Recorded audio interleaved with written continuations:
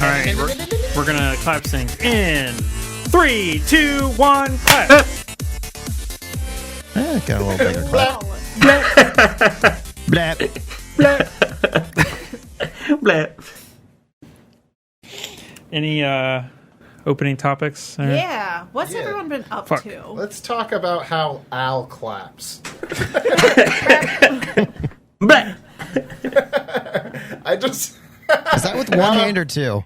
Yeah, now I'm picturing you at the end of like a Broadway show, Two? just standing up going, blap, blap, blap, blap, blap, blap, blap, blap, blap, blap, blap. Who's that fish guy in the audience? Blap, blap, blap, blap, blap, blap, blap.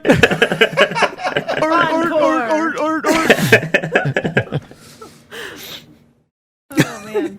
You know what's funny is I think Discord cuts out a bunch of the stuff from on your end, but I hear everything. So like I would hear you like I think you blew your nose on one. I was like, I gotta cut that. Fuck yeah. Depends on which mic audio you're using. Yeah. So I'll keep it a note.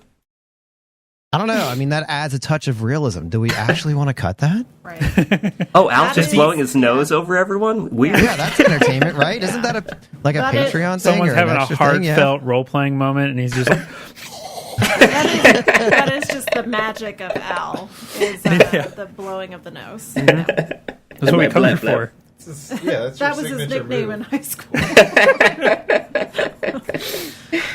Oh man. I forget. What was the original question, Des? Oh, what's everyone been up to? Anything fun? Anything interesting? I just did a movie trailer thing. Oh, nice. Yeah. Getting ready to launch the Kickstarter for the next movie that we're doing. That's cool. And so we did the short little trailer that's going to be featured on the Kickstarter preview. Nice. Yeah. Awesome. Yeah, it was a lot of fun. I did that Saturday. It was about 5 hours of 6 different people saying the same lines over and over again. Oh, very nice. That's how you know it's good. Oh yeah. And we're gonna cut it up like a music video style, like swap in different actors, but they're all reading the same script. So Oh, Gotcha. Cool. a lot of fun. Yeah, what's everybody else been up to? I went to Nashville. Ooh, Yeah. Oh, something Do I forgot tell. to. Before that, something I did forget to mention is that I'm an uncle now. what? Congrats. Yeah. Oh my gosh, protection, Kevin. Put Nashville above the birth of a family member. Well, to be fair, it happened before Easter. Oh, And you're just now finding out about it? No, I just forgot to mention it. Oh, okay. Yeah. You mentioned Nashville, though, last time. Well, did I? Yeah. Well, at least Well, Nashville's You said- exciting, so. Yeah, you said you were about to go to Nashville. Oh, yeah. So, yeah, I went to Nashville. It was pretty nice. And I have a niece. Yes, that's what those are. Which one's a Keep- girl? That's what they're called.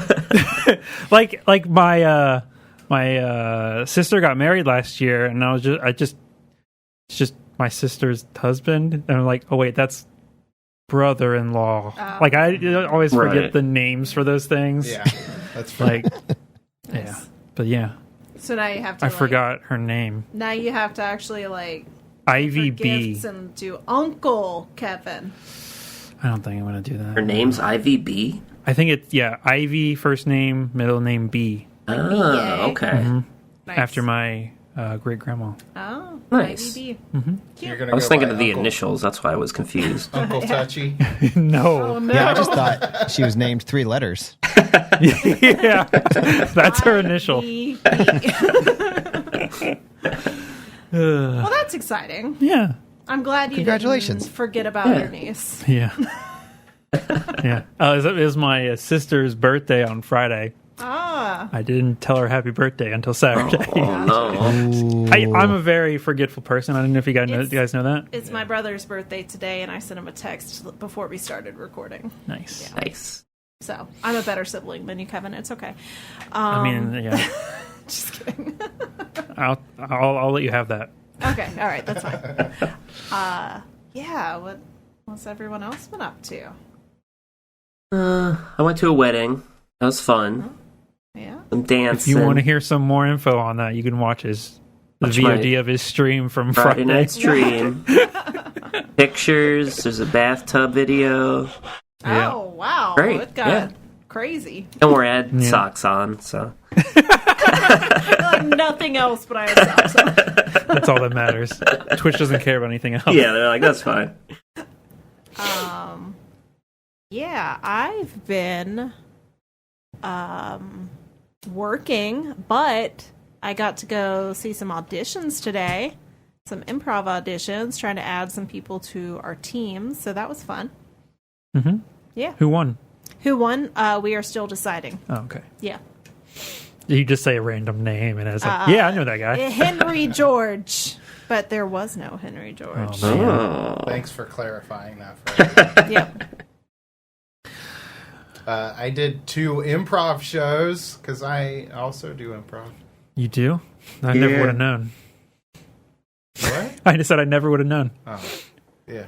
I did a comedy sports show on Friday, and then a improvised murder mystery yesterday.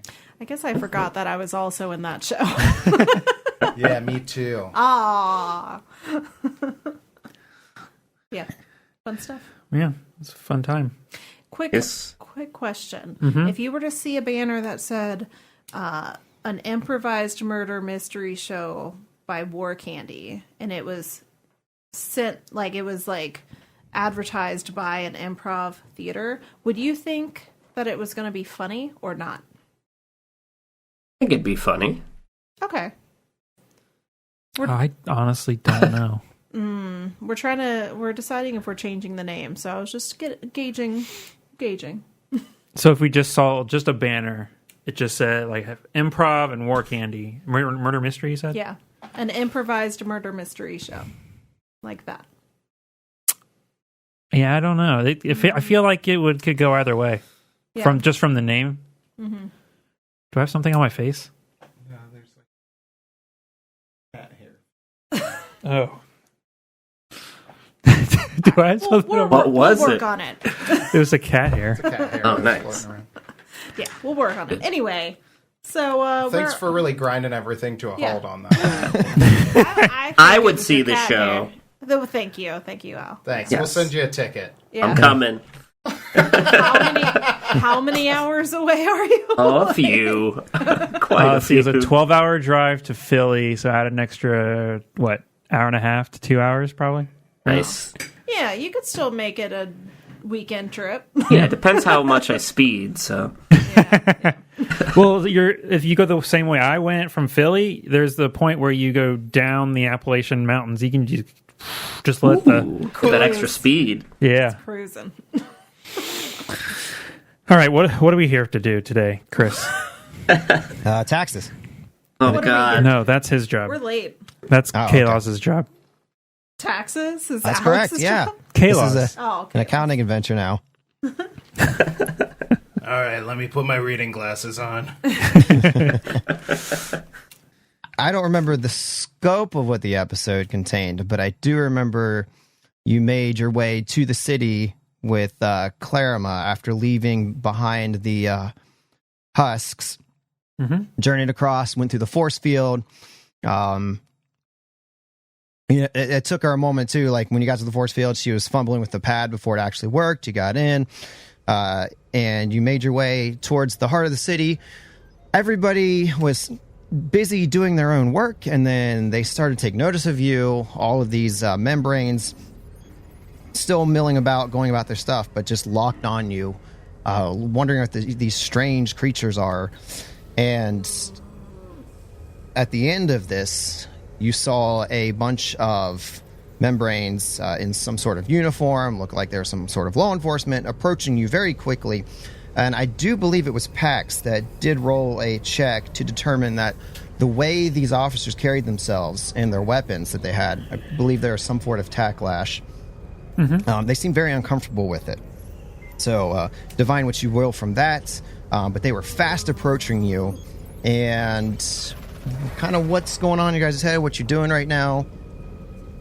Go.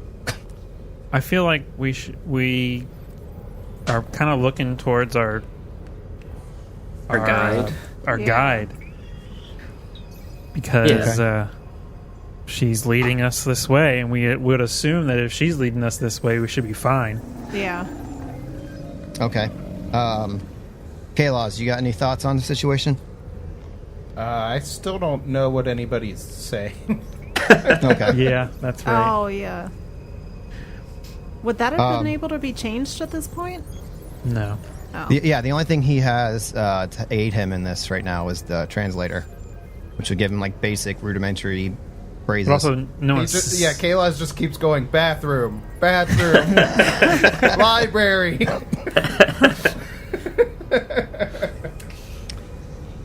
Okay, so yeah, you guys are looking towards Clarima to kind of diffuse whatever situation's going on. So yeah, these guards, probably about 4 to 6 guards, begin approaching quickly, and as they're about ready to like get up right in your face, Clarima, almost diminutive to these guys, steps forwards and puts a hand up, and she just says, "Please," and kind of like pulls them over to the side, and you hear very quiet talk, but you can still hear what she's saying. And she's like, "These are guests. I bring them to the city to meet the most elevated." And the like head guard is kind of like grumbling a little bit, like, "It says highly unorthodox." And after a few moments of exchanging dialogue, she comes back to you, and she says, "Good news. I have arranged a meeting with the elevated. They are the city's leaders here, and they will be able to answer any questions that you may have." Awesome. We appreciate this. It's quite an honor to be able to dine with the most elevated. Come, please. I turn to Kalos and tell him what she said. All right. He turns back to Clarima and is like, "Is there anybody else who could cast one of those fun little spells also?" I am certain that once we reach the most elevated, they will gladly bestow the language on your friend there. Oh, that would be great. Thank you. Please, come. Yeah, Kayla's like bows and go to the bathroom.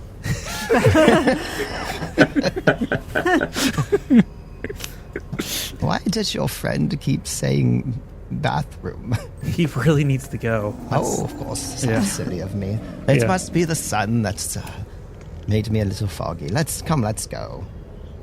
You begin to make your way deeper into the heart of the city, and eventually you kind of arrive at a building that is central to this whole dome.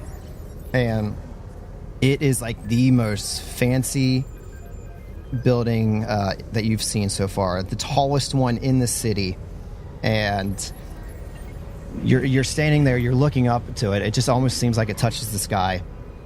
The guards begin to take flight as their wings begin to vibrate. And Clarima begins to do the same. And then she stops and kind of turns around with this like little sheepish look on her face. And she pulls out her data pad and taps a few quick commands. And suddenly, descending upon all of you are 4 small platforms with like a small hover jet on it. And they land in front of each of you.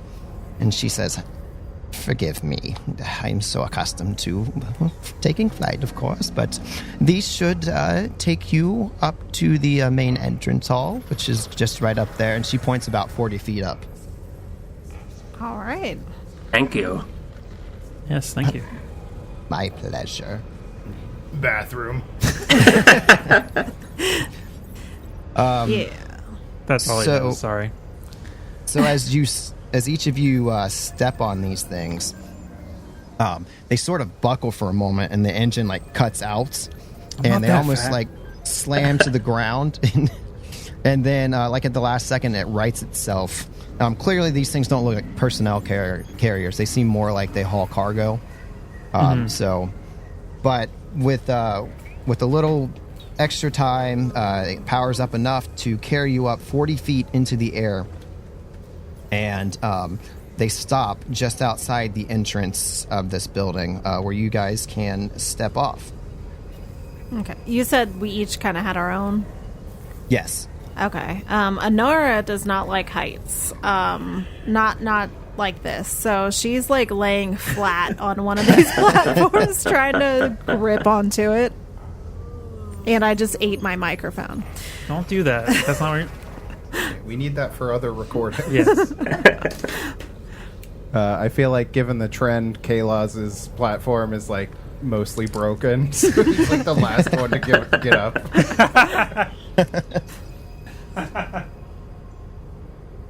Okay, so Pax, I assume Pax and Cha kind of just like, this is nothing. They just step off their platforms into the building. Yeah, I am very Chaz acrobatic. That was all good. Okay, and then like right as he's getting ready to get off and steps into the entrance, Kalaz, you notice your platform just kind of like buckles and falls to the ground. And Anara, you like crawl across very slowly, but you finally make it in, and you're standing up looking out across this vast city. In the distance, you can see the desert from where you came, the husks looking, where you had come from. And you make your way into the hallway. The guards lead you into a large central chamber. It has a vaulted ceilings, and you see there's a large table at one end, and seated at the table are 5 membranes dressed in elaborate robes. They stand as you approach, and they bow to you, and one of them puts up their hand and beckons you to come to the table. I bow in response and then head to the table. Cha also gets down low. Bow. Anara does too, but I assume they don't really notice her anyway. Because you're already so Yeah. and already laying on the ground. Yeah, everyone else is bowing as my standing up.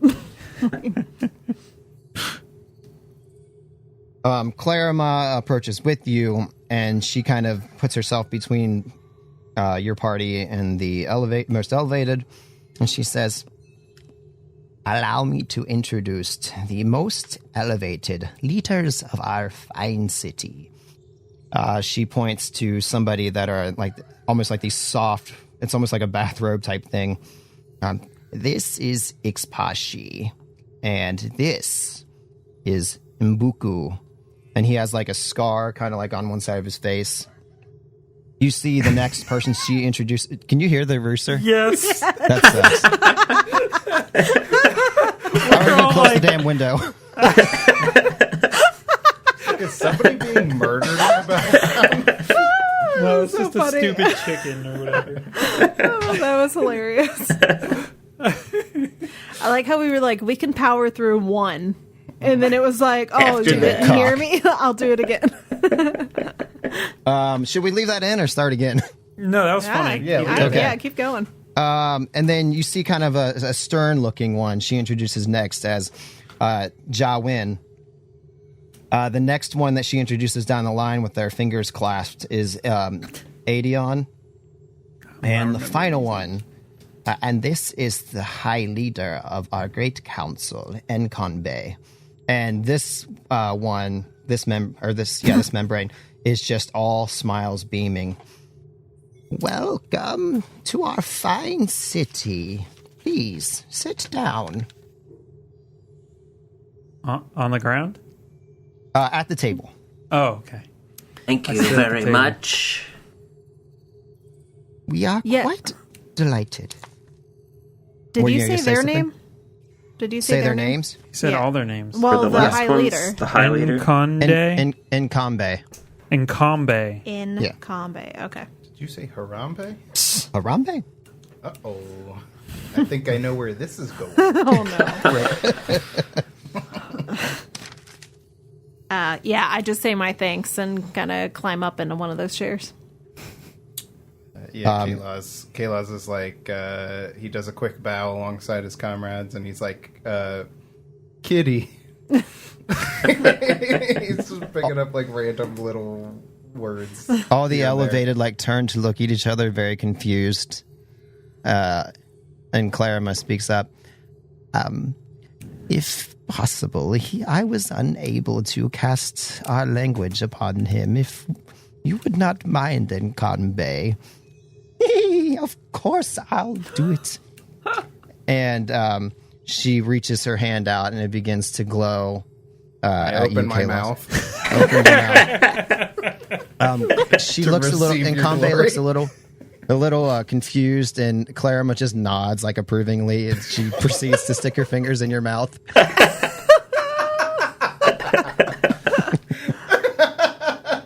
Gotta touch all the way back there to get that, all those organs. Uvula. You've got to reach the uvula.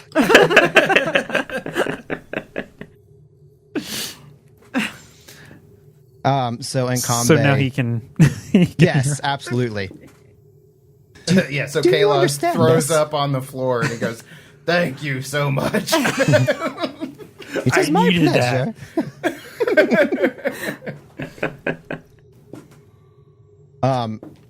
Umbuku speaks up, and he's the one with the scar on his face, and he's like, "So, what brings you to our great city?"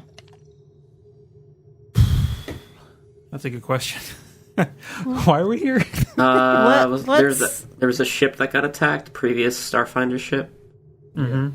But that was from the thing in orbit. We were trying to, wait, was it We're just trying to Pirates? figure out We're just trying to like figure out this planet, right? Because it was like Yeah. undiscovered. Get some information. Yeah. Who lives here? What's going on? Yeah, we have had some reports of ships being attacked around this area. What else? We were asked to investigate, basically figure out what's going on in this system, and basically we're here to, see what's going on this planet, Learn more. learn more about this planet, and wondering about we were attacked on the way here by some defenses. We were hoping to ask about that. I do not understand. What ships do you speak of? Were these somewhere in the desert? Not quite. We are from another planet. So, you are aware that space flight is a thing? Well, of course, but we have not ventured into space for... And he looks over to Adion, and she's got her hands folded still. Many centuries.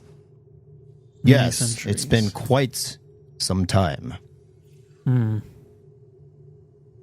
So, okay. That's interesting. So then... So, I don't know what the next Yeah, course of Honora action. kind of helps out a little bit, and she's like, we are part of the Starfinder Society, and some of our comrades have been attacked in this general area, so we were sent out to investigate to see why that had happened, but it seems like it must not have been you if you haven't taken flight in many centuries. Have you been dealing with anyone trying to, like, anyone else that you're unfamiliar with in the area?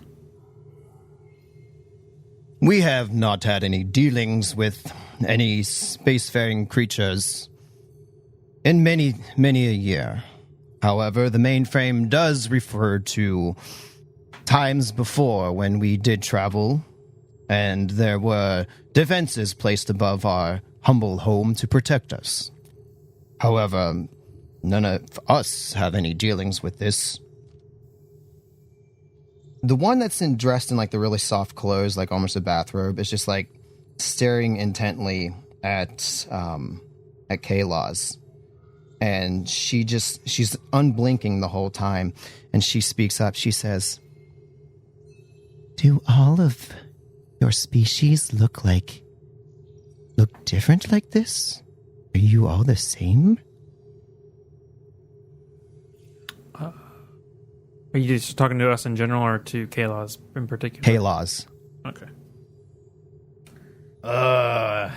Big question. I guess there's a lot of life out there in the universe.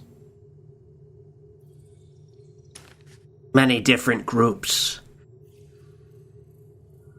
Well, yeah, we come from a space station that has many different races or species. Like, probably in the hundreds of species.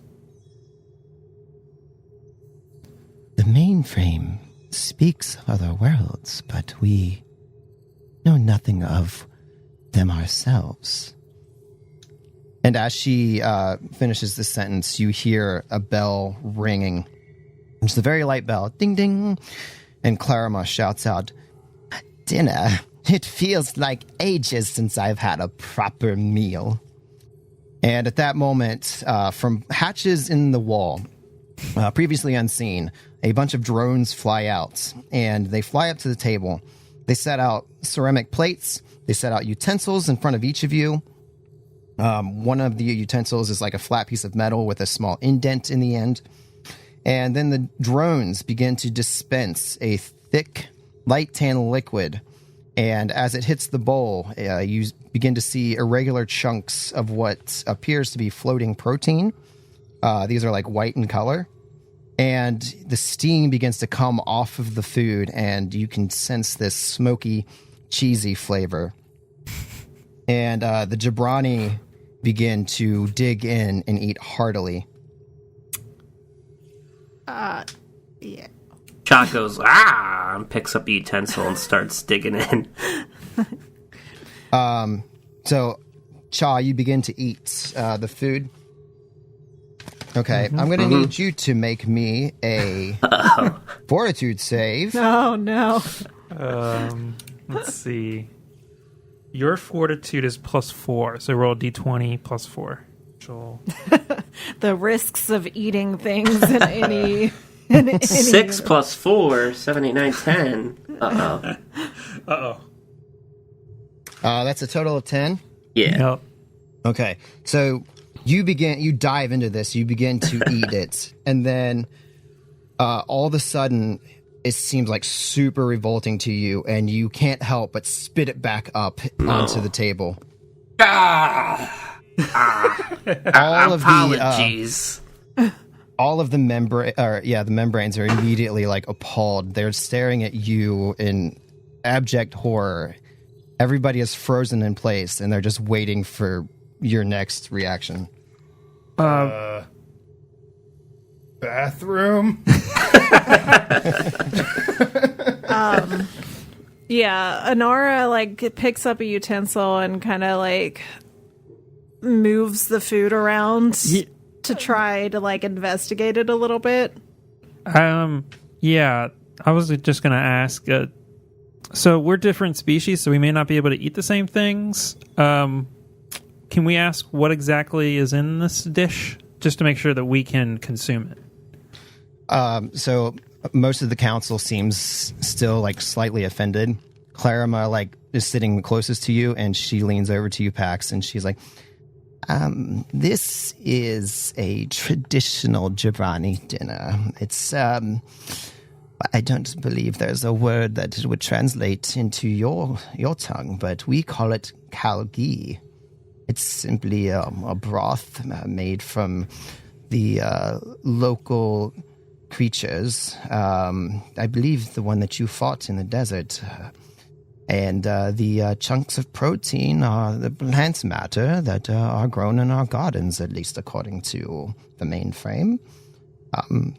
It really is quite delicious. It's my favorite meal, and you and she notices. I'm blanking on your name, Des. Anara. She notices Anara kind of pushing it around, and she's like, "Well, dear, it's a gift from the most elevated. You should try it. One should always accept a gift, of course. If you don't like it, then that's another matter." Yeah, of course. She sniffs at it in like a spoon or whatever, and then goes to take a bite to see how yummy it is. Now, did you say that you were just trying to push it around earlier? I was kind of like, if it's in a broth, I'm kind of like moving it around to see like what consistency it is before I go to put it up into my mouth. Okay, because you said that, if you want to, you can try a bluff check to hide the fact that you are not actually eating it. Okay, yeah, let's do that. Is there some type of check we can make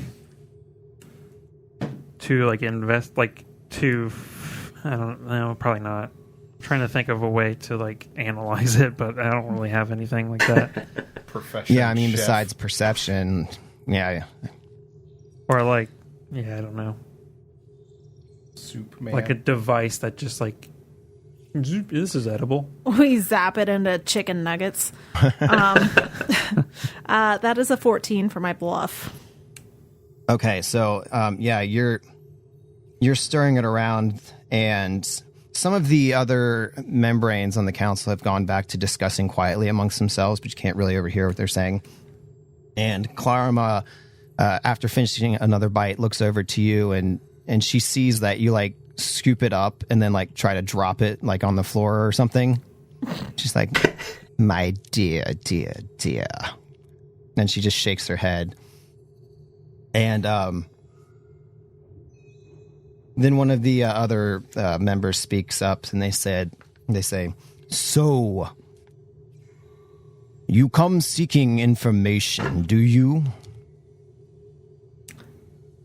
Yeah, that's correct. This is, we would like to share with you, of course.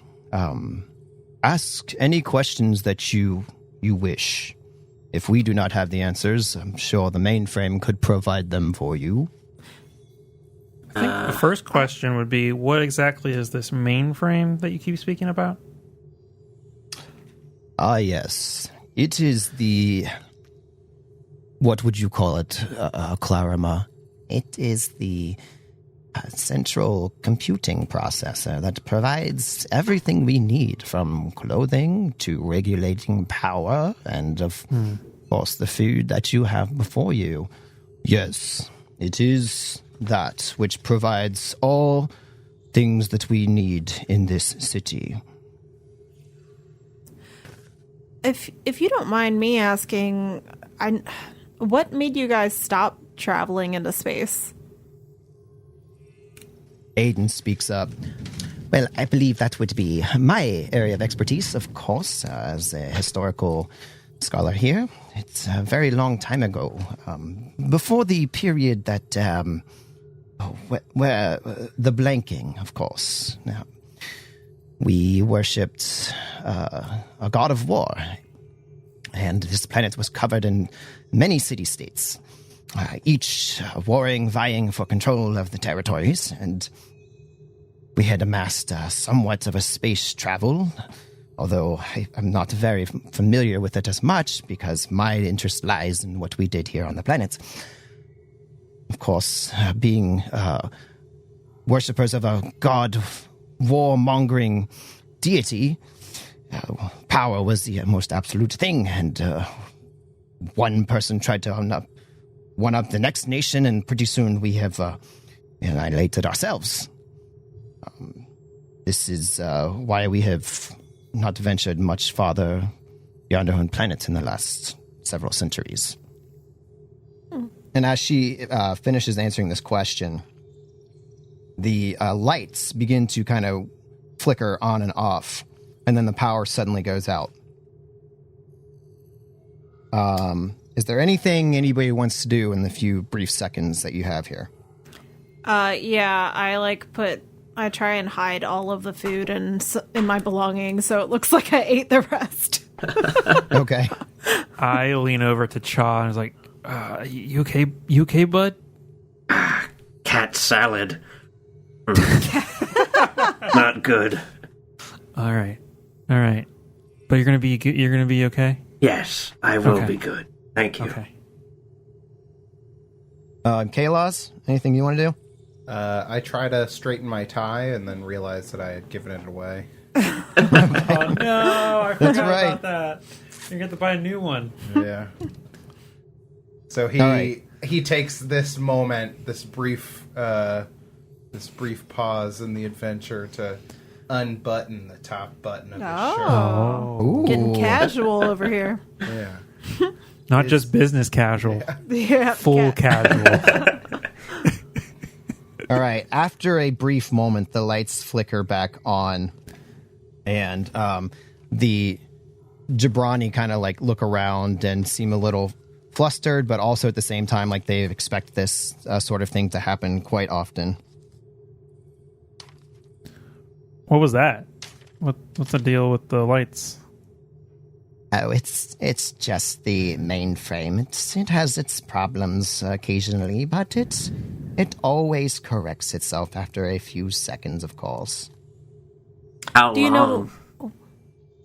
Oh, it's been going on for as long as any of us can remember, but suffice it to say, it's never been out for more than a few seconds. Occasionally a sprinkler will shut off, or the lights will go out, or this security feature, that device, that doodad. I always have problems with my pad, it seems, but it's never been a complete and utter failure.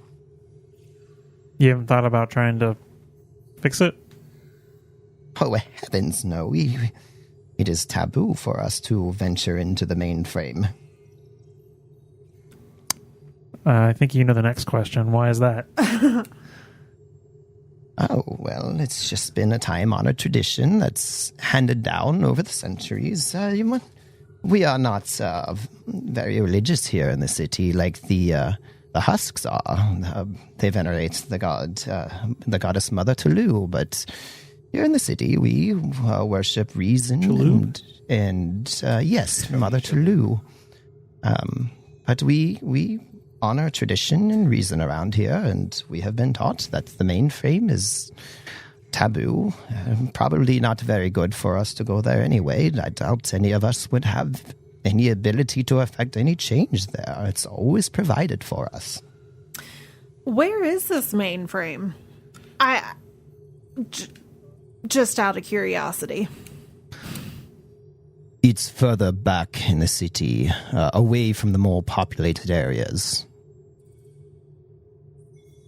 Do you want us to take a look at it?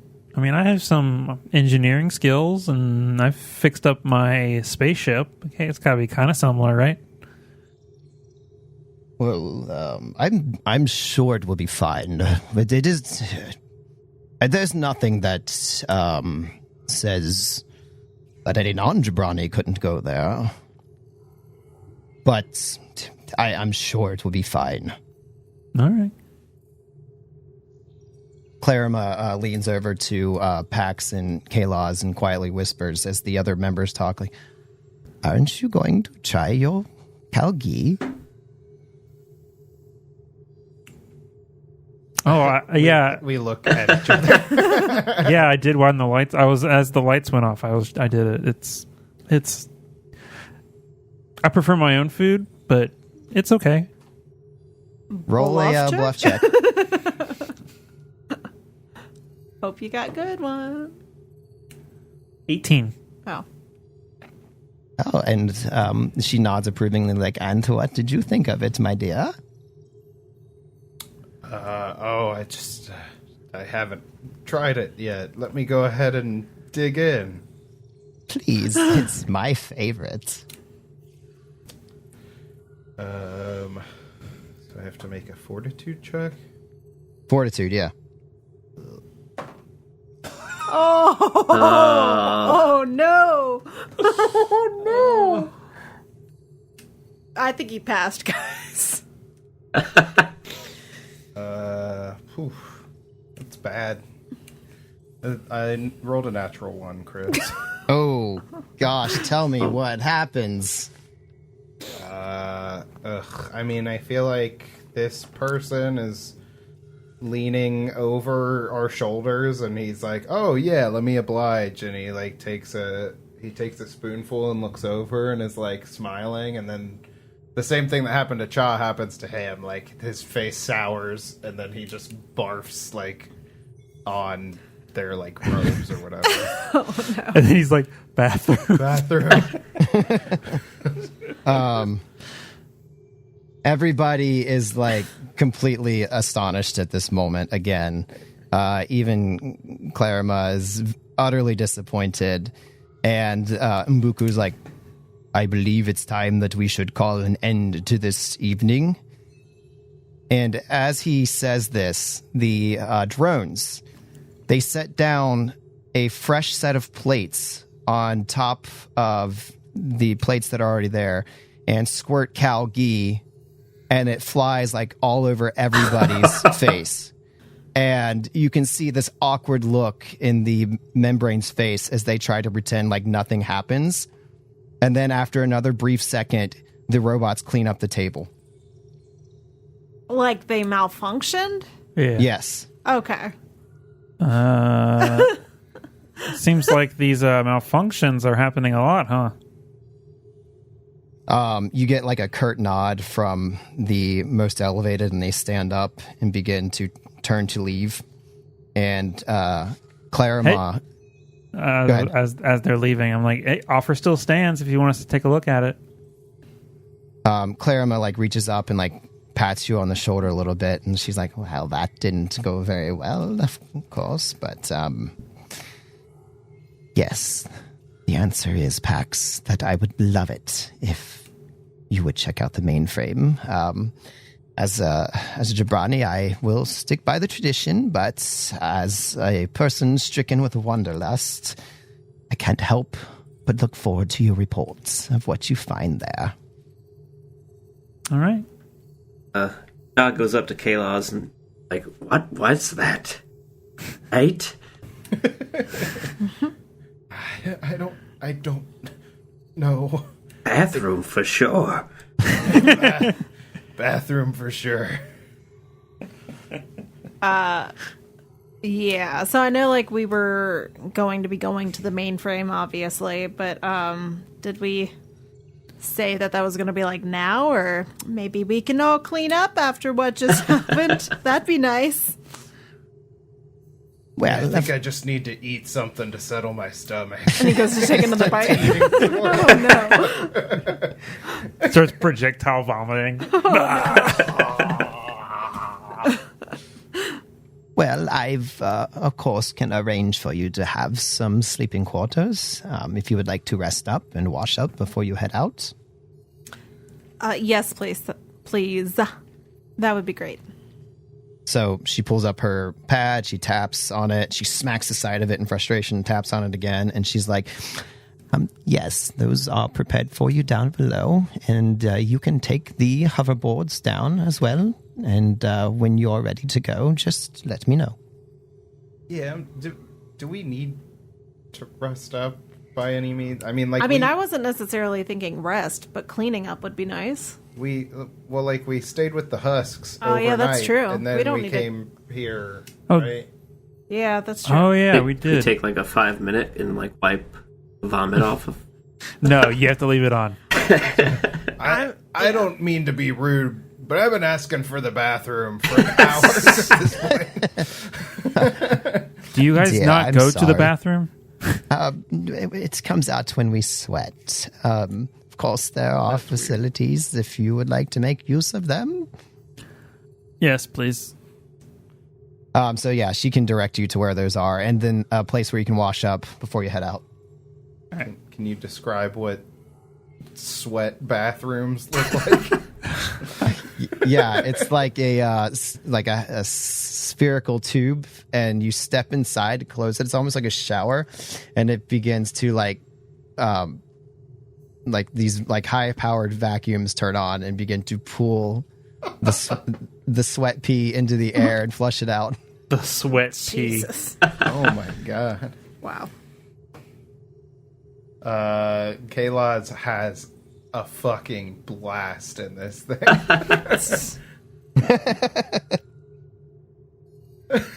I mean, I just feel like it would be like pissing in a tornado or something.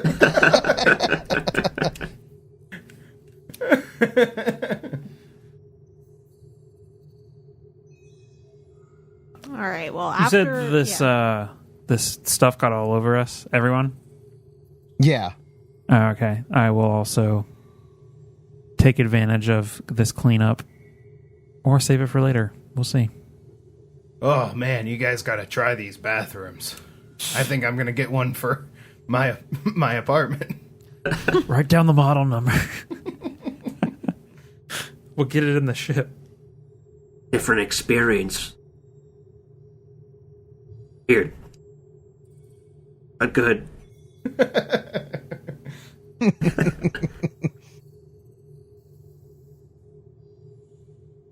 All right, we're moving on, I Chris. imagine Inara being sucked up into Oh my god. Oh my god.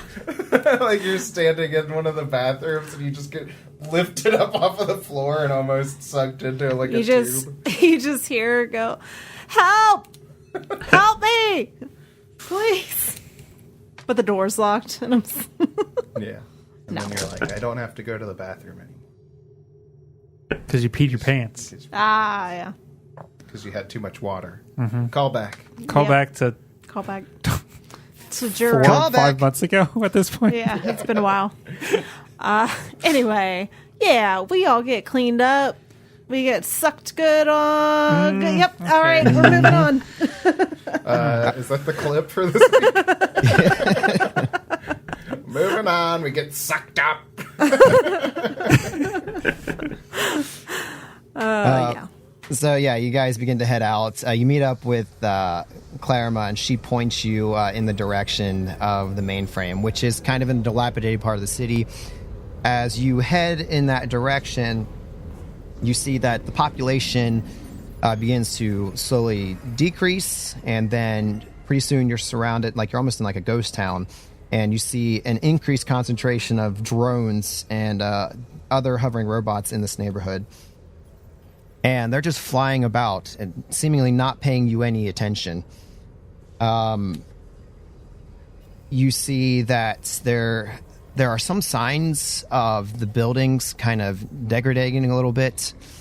And, but I mean, for the most part, they're still structurally sound, they look like.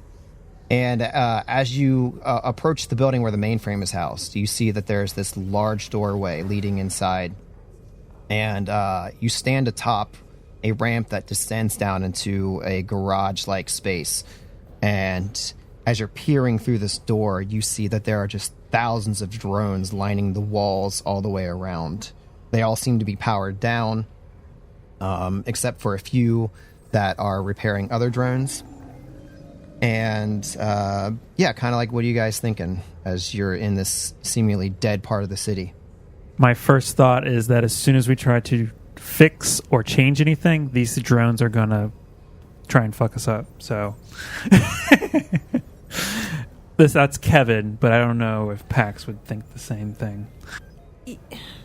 Yeah, I feel like Anara would be a little uneasy because, like, knowing that there is potential that these things can, like, Fuck turn up. on or whatever. But she also wants to help these people out, so yeah, she's just kind of on edge. Did they give us, like, I don't know. Directions. I mean, yeah. Directions as to... Well, they probably don't know anything because they never go here. Barma So- still with us, or is she just... No, No. she said Yeah. she's not allowed to go. Okay. Yeah, the only thing that you can tell as far as direction is like this ramp, as it descends a little bit, it begins to curve around in like a spiral, and seems to just descend further down. All right. Well, keep your eyes peeled. We don't know whenever these drones are going to malfunction. It might be worse than getting food on ourselves. And he walks down. Yeah. Yeah, follow. Okay, so you begin to descend down into this spiral ramp, heading down, and as you get deeper in, you start to see several signs in Jabrani that read "taboo area" or "keep out," or you see other symbols that like maybe like a skull and crossbones type feel to it as you head further down. That's good. But it's a Jabrani skull. Yeah. Eventually, you reach a hallway that branches off from these garages. And it seems to be like a main corridor that you're heading down. Inside of this corridor, you see it opens up into a rectangular room of white plastic, which is vastly different from like the smoky, grease-stained garage that you just left. You hear fans overhead in the ceiling gently whirring, spinning. There's track lighting along the floor, illuminating most of this chamber. There's several white coveralls hanging on the wall behind the bench to the north, and you see a door leading to the east, and I will take you to roll 20. I would assume that the coveralls are fitted for a Jabrani. You do assume correctly, but they are kind of a stretchy material, so you feel like maybe you could squeeze in. They're smaller. I thought you said they were bigger than us. I think they're still like medium-sized creatures. Oh, they are medium creatures? Yeah. I mean, we're going to look the part, right? We want to get our clothes dirty. Yeah, Kalos is already stretching into these alien spanks. Yeah. He's got his huge gut. Oh, no. There. Yeah, he looks behind. He's like talking to the other two, and he's like, "Oh, yeah, what he's doing." I don't know if you're gonna fit in here, Cha. Cha like tries to put on like maybe multiple to like just cover different parts of his body. Okay. I don't know if it's just because you're still considered medium-sized, I think. But it's just that your awkward frame just makes it weird. Right, I'll put it. He puts it on the top part, the torso. Yeah. Okay, yeah, like that. Yeah, and Honora goes to put some on and has to like bunch them up and like tie them in awkward ways so she's not tripping on anything. Okay. All right, so everybody's suited up, and does Kalos leave a little bit unzipped so we can see the button that he unbuttoned at dinner? Yeah. Okay. He's rounding a new turning point here. Okay. All right, so kind of give me, like, what's the marching order we have here? The dog? A dog? Okay, so the dog first. Dog first. Yeah. And whatever dog that is in the background? I mean, I guess Kalos will be in the front. Yeah, I'll be second. I'm just like the punching bag of the... Cover the back. Okay, you guys moving yeah. forward, like, single file? You're going to, like, stay together in formation? I think you have us in like a 2x2 square. We can just head that way. Okay. Chris, you got to do something about the dog. All right, hang on. Shut up, dog! I don't know if that's going to work. I don't feel like It didn't last time, so you could hear the dog throughout the last half of that episode. Oh. Oh, my gosh. Oh, And it was really hard to cut around it because you were talking over it. Yeah, that's the thing is, like, I didn't realize that I was using the webcam mic at the time, and so I was hitting mute on the board thinking it was muting me shouting. Yeah. I didn't realize it wasn't doing anything. Yeah, I heard the yelling. It was pretty funny. All right, so you got the suits on, and you're headed to the door. Yes. Yes, sir. Everybody give me a perception check. I can do that. How good am I at perception? Probably not very. Actually, I think I'm decent. Yeah, I am decent. I got a 20.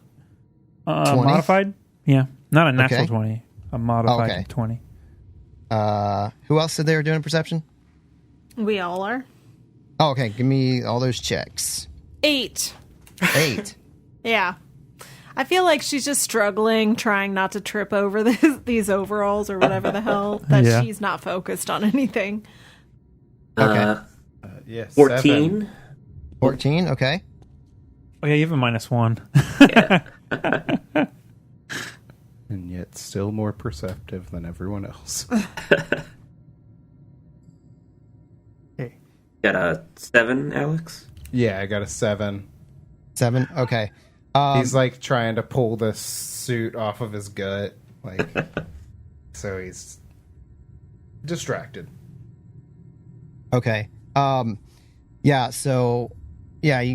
None of you really notice anything. Pax, you're kind of like checking out, like just the room, trying to gauge like what this room was, and it seems like it's, I don't want to say airlock, but like, you know, you're suiting up, prepping to go into what seems like it might be like a colder room, that you feel like these things like provide you with some sort of like thermal layering or something, if that gives you any indication. Oh. Nice. Okay, so yeah, you walk up to the door. You see the pad there to open the door. Oh, it's to cool the computers so they don't overheat. That's how that works. That's good to know. Mm-hmm.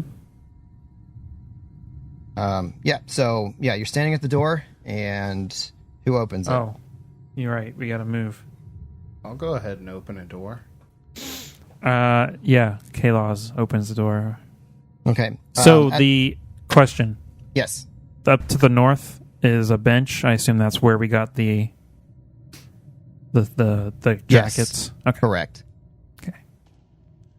So yeah, you go to open the door, and as you open it, you hear like kind of a little bit of a buzz in the air, and at the last second, you guys look down, you realize that there's some sort of conductive plate. I need everybody to make a reflex save. Oh. Good thing I'm a reflexive guy. Oh. Doesn't matter when you roll a 2, though. Ah. I got an 8, Chris. Ooh, okay. 23. Damn. 23 for Cha. Rolled 19. Yeah. Nice.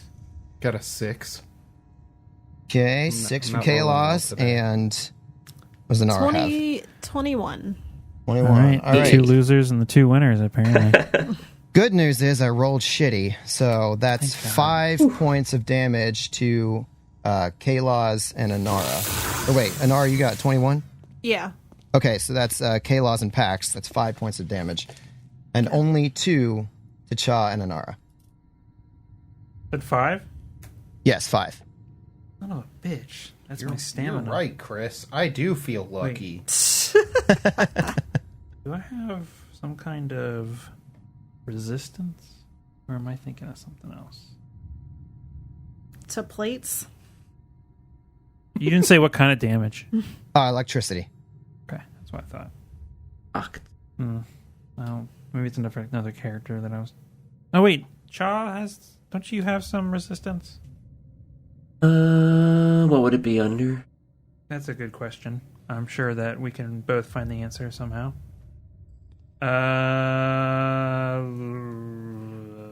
Something. Gave away maybe my zap stick. Yeah, you're right. No, you just have the blind sense, dark vision, and limited telepathy, it looks like. Alright. Okay, never mind. I'm just crazy. Oh, no, it was like an optional... It was an optional, like, racial feat, I think. Oh, okay. Yeah. You didn't take it. Okay. Yep. Okay, So basically, us stepping on this spot causes it to jolt us. Is that what you're saying? yeah, when you went to activate the door, it electrified this conductive plate below the floor. Yeah. this happens, and then Pax like steps away, and he's like, "What the fuck was that?" Yeah, Anara gets jolted a little bit, and she's like, "Oh, what did you guys do?" I inspect the floor. So yeah, now that you've been shocked, you can clearly see like it's like kind of a microfiber like woven into the floor, but you can see this conductive material. And based on what happened with you opening the door, you knew that's kind of what enabled it to shock you. Is it something I can disable? Yes. Or is it just like a one-time thing and it'll reactivate when you close the door? You feel like you can kind of hear like the slow charge of it like winding back up. So yeah, if you can give me like an engineering check, you can disable that. I can do that. Anybody wants to have with engineering want to assist me? I cannot. I do not. I can do a somersault for you. That'd be great. Do you want us to like dance to make you feel better? Yeah. That's an 8. Yeah, that's you just can't figure it out for some reason. Maybe the suit's binding you too much and you can't quite reach what you need to. Can I take 20, or is there a fail state to this? You don't think you have the time to do this before it would go off again. Okay. All right. I can't figure this out. Let's get through the door before it reactivates. Yeah. Book it. All right, so you hop through the door, and this is what you see. Inside of this, this would be an octagon-shaped room. You see 4 pillars, each covered in glowing circuitry, and they are spaced evenly around the floor. All of this technology is kind of... It's still modern, but you've noticed it's slightly out of date by what you're used to. These 4, they look like power generators, are humming with energy. And you see that the room is illuminated from below, a nice soft white light. And across from you, you see another door leading elsewhere. One of these chambers one of these generators to the north is blinking red, flashing red, displaying some sort of malfunction on one of its coils. As you cross the threshold, you notice that 2 drones are deployed from the wall. These drones look like robotic versions of the membranes that you see. And they immediately begin to shout at you and give you a warning to turn and leave now. Everybody, you have like just a few seconds. Tell me what you do. I run away. No. I take out a weapon. Yeah, I'm going to pull out a weapon. Sure, Okay. yeah. Chaw's taking his rifle out. Okay, so everybody pulls a weapon. Kalos, do you pull a weapon or reach for your tie again? Isn't it a free action to pull out your weapon? Not yet. No. It's a move action, but yeah, I'll get my stuff. You said they're like Your still. stuff. You said Your they're. ball of light sword? Yeah. It's a javelin. Yeah, whatever. I Did use the sword sound effect because there's no javelin sound effect. What? I'm sorry. Get on it, Sirenscape. Did you say they were still in the wall, or they just got deployed from They there? were deploying. Yeah, as they're in the we're corner of the room pulling now. out our weapon. And they said, please leave now. I assume I'm not quick enough to run up and adhere them to the wall, so yeah, I just pull out my liquidator costume. No shit. Jess is like, in this surprise I would round, like can to I get take- 12 action? Yeah, let me do that real quick. Yeah. Let me guess your next words out of your mouth, Chris. Roll for initiative. Roll for initiative. Dun-dun-dun-dun. Gosh, he really is a precog. Bam, bam, bam. Ooh, buddy. I'm also out of stamina. I just remembered. So this is going to go great. Oh, Oh. All right, give me that initiative, Pax. 22. 22. Cha. I guess 5. Okay. You have a +8 initiative. Oh, all right. So yeah, 13 then. 13. Okay, we'll change that. And Anara? 18. Kaylaws. 13. 13. All right, you guys can decide between yourselves who goes first. As far as Cha and Kaylaws, I don't know what the initiatives were again, like the modifiers. He has +8. In my face. In your face. In your face. You said you had a +8 for Cha. Yeah, I need a re-roll, buddy. I'll do it.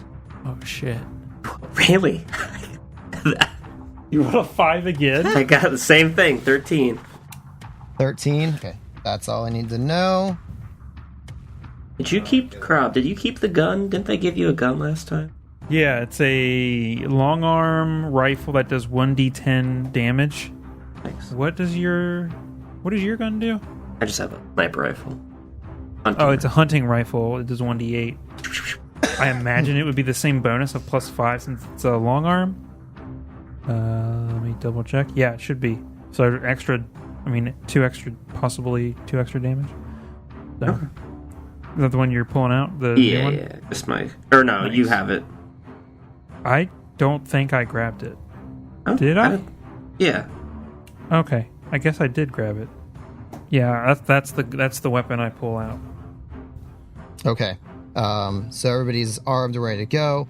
You see the first robot. It moves up behind one of these generators, gets up close. It's going to unload on you guys. And this is a special ability that it's going to do. It just starts like kind of... It's not actually full auto, but it kind of just fires off a bunch of rounds all at once. Let me see if I got this. Okay, yeah, so I'm successful. I have to hit AC 15, and it's going to be able to apply harrying fire to 2 of you. So, you guys are... Oh no, this isn't against your AC. So yeah, so it's able to apply harrying fire against Pax and Kaylaws at the front of the group. Mm-hmm. And now, Which is a +2 or something to their attack. yeah, it's a +2 circumstance bonus to their next attack roll. Against the next person that makes it. So that's what the first one does. It's now Pax's turn. Oh. Well then. Well, I pull out this fancy new sniper rifle that I'm going to use for the very first time. And I am going to first make a computers check or whatever, or engineering to kind of figure out something about these things. Okay. Do you know? Yes. They're both +4, so whatever works best for you. Okay, yeah, either one's fine. Natural 1. Wow. It's a good... I it's a good know night. nothing. You think it's actual Jabrani and not robots. All right, I'm gonna take a shot. Or should I move first? I guess I'll move first. I move right. So I move up to one of these pillars. Is that what that is? You said. Yes. And around the corner, I take a shot at this one that did harrying fire against me. That is a 21 against, I don't know, whatever is the right answer. I don't know. I don't What know kind of either. damage does it do? What kind of damage does the weapon? Is it piercing? I believe it's piercing. I think it's like Then just it is KC. futuristic shotgun. I want to double check since case Shotgun. You said rifle. Yeah, I mean it's rifle, but I'm just picturing like since it only holds the 6 rounds. I mean, a that's just what I sniper was thinking. rifle would be like kind of like that. Yes, piercing. That is a hit, even with the cover. 21. Cover. Yeah, they're ducked down behind like these mainframes. These are like low mainframes, but still able. They're They're able to shooting get around behind the corner. I think you would have to be. It doesn't matter. Yeah, you still hit.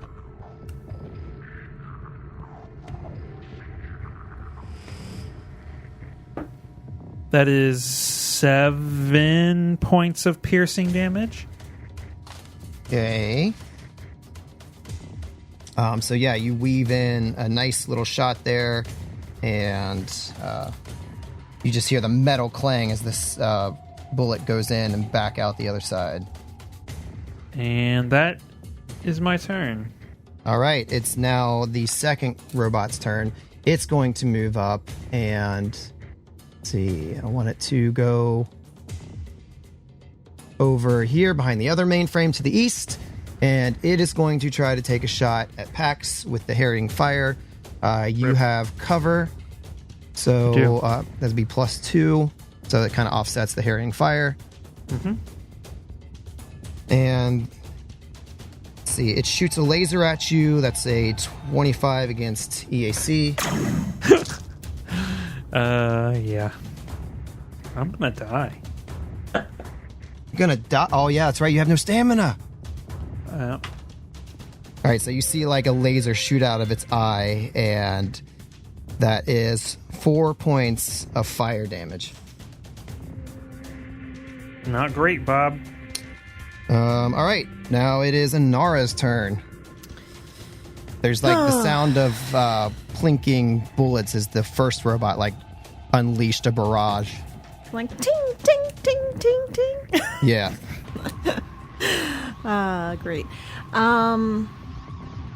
You said that they would have cover if I like just moved up and shot from here, right? Yeah, they have Those cover. yeah. Yeah, you can use the mainframes for cover.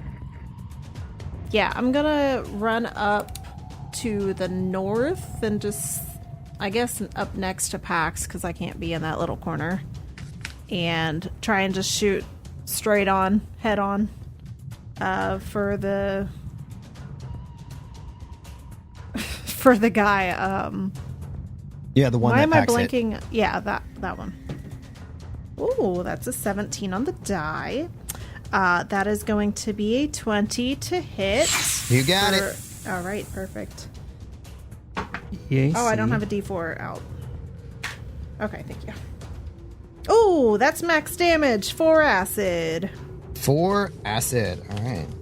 So you just start disintegrating the paint job on this beautiful bot. Perfect. And now it is Cha's turn. Anara has fled to the north. What do you do, Cha? Cha... He's gonna move up right there.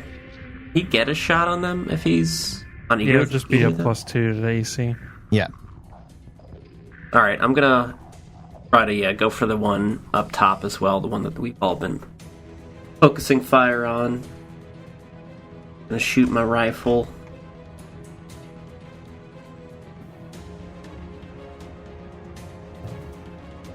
Roll another 5. Nope. A 4. Do I put anything on I top of think that? you had, I want to say 5. Yeah, +5. Alright, so I rolled 9 then. Yeah, 9 against KAC. Okay, yeah, there's still like the last remnants of strafing fire coming off as you move up and you miss. Kayla, as you hear Cha go, "Rah," and it is your turn. I'm not sure what that means. Kalas closes his eyes and leans up against the mainframe, I guess, for a second as he attunes. Okay. And then he rushes out and repositions himself right there. Right there? Yep. He moves around the mainframe that's by the door and goes to the are these all, they're all mainframes? Yeah. The you've square got boxes are, yeah. The gray square boxes. There's a total of 8. North, south, east, and west. Okay, so he heads from the east mainframe to the south mainframe. Okay. And then he plugs the hard line into the mainframe. Oh, no. The hard line's his penis. Not Wait, for wasn't many that- years. Was that something that he might have learned from some great Kizar in another adventure? EP. Okay. I got Yeah. Okay, so now it is round 2. The first robot, taking some heavy fire, is going to do a full attack with its laser eye on Inara. Oh. Well, Oh, I'm sorry. I only took one action. yeah, I was about to say Oh, okay. Attuning is just that happens on your turn. that no matter happens, what. at Okay. the beginning of the each turn. Yeah. But he is just going to position himself with more cover, I guess. Okay. No, he's going to go right there. So he gets on the actual south side of the mainframe. Okay. Kind of a nice little South vantage side. point to maybe attack the second robot. Yeah. All right. So yeah, the first robot begins full attack, and the first one is a hit with a 19 on the die, which is going to be that's 6 points of fire damage. Okay. Second shot, 18 on the die. Make sure that's definitely a hit. Yeah. 20 against your EAC. Yes. Okay. I thought you were saying 20 points just now, and my heart dropped. Oh, no. That would be crazy. And that is 3 points of fire damage. Okay. Yeah. Yeah. Cease. Leave now. Jesus. Pax, your turn. Your buddy just got lit up. That's lit. I am going to take a full attack against our friend here who attacked Inara. Taking 2 shots. Here we go. Ooh. That would A be, pretty good shot. my math is correct, 18 and 19 against KAC. That is a hit. Sharp shooting, man, with the cover still. That is 2 and 3 points of piercing damage. 5 I did points less total? damage with the full attack than I did with one attack last round. Oh. Jeez. So a total of 5. Total of 5. All right, the wings begin to flutter and slow down slightly. It seems like there's some sort of power drain, but it's still hovering. And then the second robot begins. It sees Kalos had moved to the south. It's going to take a shot. Kalos, you get +2 to this from cover. It will full attack. That is most likely a miss with a 10. Yes. Second shot, natural 20. To miss. That's amazing cover. Yeah. Pretty good. 9 points of fire damage. And you are now on fire. So that's the second robot's turn. Inara, you're up. You just took a pretty bad couple of shots there. Yeah. She's gonna go ahead and shoot first and run the hell away. But yeah, she's gonna shoot this same robot. Alright, that should be a hit again with an 18. That would be EAC. Gotcha hit. Had a pencil in my mouth. Oh, sure. Alright, and that's max damage again. What was the damage? No, max damage again. Wow. 4. I literally looked at Alex because I was like, he's not going to believe it. Like, I'm right still next don't. to you. He I'm right next to you.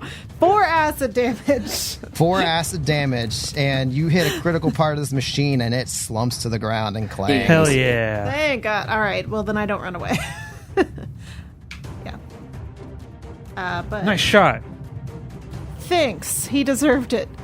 What? Yeah.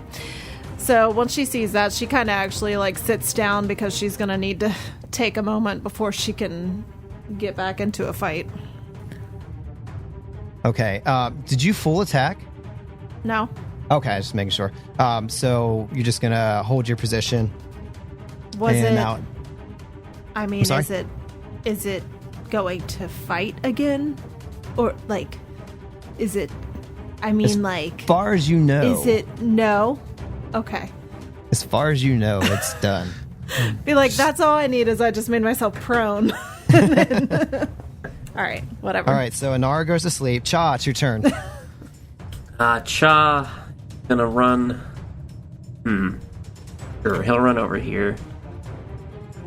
In front of Pax. Front of Pax. Directly in the line of sight of both of you. Perfect time to take him out. And They'll he's never gonna- know. He'll take aim and fire the dude way on. Okay, roll higher than a 4. Nope. Jesus. Man, you're Stop rolling. saying numbers. Your rolling luck is not great. What do I add? what, What's my 8? add? 8? I think you had 5. Yeah, so 8, yeah. Total 8. Ah, man, just Ugh. you Come hit on, the Cha. cover. Ah! All right, moves up, takes a shot on the run, can't do it. Kalos, you are on fire, and it is your turn. Okay, what's the on fire rules? So Or you not being take, on fire? as long as you have this at the start of each round, before you take any actions, you're going to take the fire damage, which is 1 point of fire damage. And then at the end of each round, you can attempt a reflex saving throw to remove the condition. So it'll be a DC 11. I didn't have that, right? It's because he got crit. Okay. Oh, Yeah. yeah, you're right. I'm going to move up to this thing, around the mainframe to the western mainframe, the south side of the western mainframe. Wow. You mean Eastern mainframe? Yeah. Okay. This is like the raptor sneaking up on the kids in Jurassic Park. Yeah, except in this case, the kids have shot the raptor 8 times Yeah. as it's walking up to it. And the kids are on fire. What? You're on fire, right?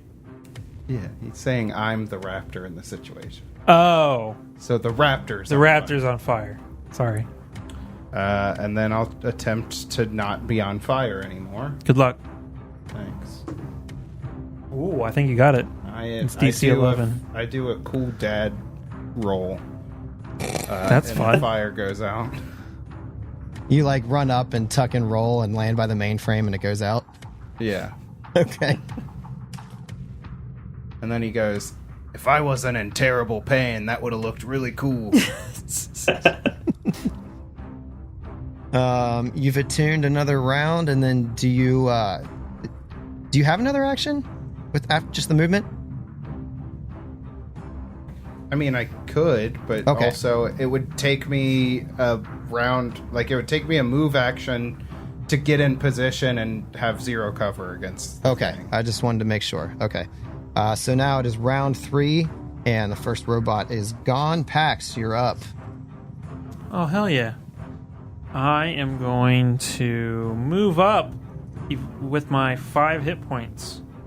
Oh my goodness. I mean, is this like painful obvious? Like you're all bruised and battered and bleeding? Shit. Yeah, all of his limbs are broken. Oh, jeez. It's like Peter Griffin when he wished for no bones. You got those long, lengthy arms. Yeah. They just snap. What? Did you say what kind of damage they do? It's been fire damage. It's been fire. Yeah, I'm on fire. No, I'm not on. I have like scorch marks on my face. I don't know. Maybe face, armor, all that jazz. He just looks great until he's exactly 0, and then he looks terrible. Yeah. And then I take a shot And I probably miss with a 10 Yep, that's a miss. against EAC. Yes, miss. He's 2 on fire and not on fire.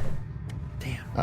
All right, now it's the second creature's turn. He's got 1 to the north, 1 to the south. He fired at K-Laws earlier. I mean, he definitely sees him. I'm going to roll to see who he goes after. So 10 and below is K-Laws, 11 and up is Pax. It was on a 7, rolled to a 17. It's going after Pax. So, let's see. How do we want to do this here? You got cover there. I do. If he moves... trying to decide how he wants to do this. Poorly. Everybody's split apart. He is going to move up. Jeez, he'd have to move He'd have to move like all the way up here, I think, to even have no cover. So I think he'll just stay here and just take a full attack and damn the cover. Ooh, I'm going down. 100%. All right, so that is 20 against EAC. Yep. Okay, and that is... Let's see what we get. It's 4 points of fire damage. Going down. Second shot. The second shot is less than 20. It is 15. Against cover AC? EAC. Cover EAC? I rolled a 15. You just add 2 to your EAC. Yeah. Miss because of the cover. Oh, okay. Nice. All right. So this thing's firing at you. Gets the first shot on. Second one plinks off the pillar. But this robot looks like it has not been touched yet. It's still got that shiny metal sheen. Up next is Anara. You're laying down. Yeah, I'm going to pop one of those serums of healing. Drinking on the job again. Yep. Wait, why did I do that? I was going to ask. It's a D8, right? It is a D8. It is. Yeah, I was like, that doesn't... Oh, okay. That's what that is. You rolled a 1. I got a 1. Okay. That was useful. All right, whatever. Hey, All right, so you're laying on the ground and you pull out this vial and drink it. Yeah. And then I stand up. Most of it and spills on the that's ground. it. I missed One my mouth. bruise goes away. Refreshing. Okay. It's fine to stand up. I just want to know, it's drawing the serum and then drinking it, would that be the full action though? Oh, okay. Well, then never mind. I'm you're on just the ground chilling on the still. ground. Okay. You're I'm taking a moment to myself. okay. Taking a rest. All right. So now Cha, your companion behind you, is laying down. You've not performed quite as well as you want this round. It's your action. Cha. His other companion over to his left is on fire, pretty much smoking. He smacks his gun. He takes aim again. I'm rolling d20s for these, right? Yeah. Yeah. Yeah. You got this. This one's going to be high. I'm not going to say a number. Oh my god! Oh my god! All right, I rolled a 1, but +5, 6. Oh no. Yeah, on attacks, natural 1 is a critical Okay, miss. I shouldn't have hit my gun. It's getting back at me. All right. That's a miss. What else, Cha? You still have a move action. Cha just runs behind back here. He yells at his gun. He yells at his gun and kind of sulks. Legs spindle around. This is fun. Everybody's like spread out to like almost the 4 corners of the room. I like that. Yeah, it's very fun. Oh, Yeah, he- I'm having a blast. We're all Chris. having a good time. I know. Cha also, Right? he mutters Every under his time. breath. He goes, "Stupid cat salad." Still feeling the effects. Yeah. All right, Kalos, make some fun. Okay, well, I'm gonna finally use one of the abilities that I never get to use as a Solarian. I'm gonna attune to 3 points.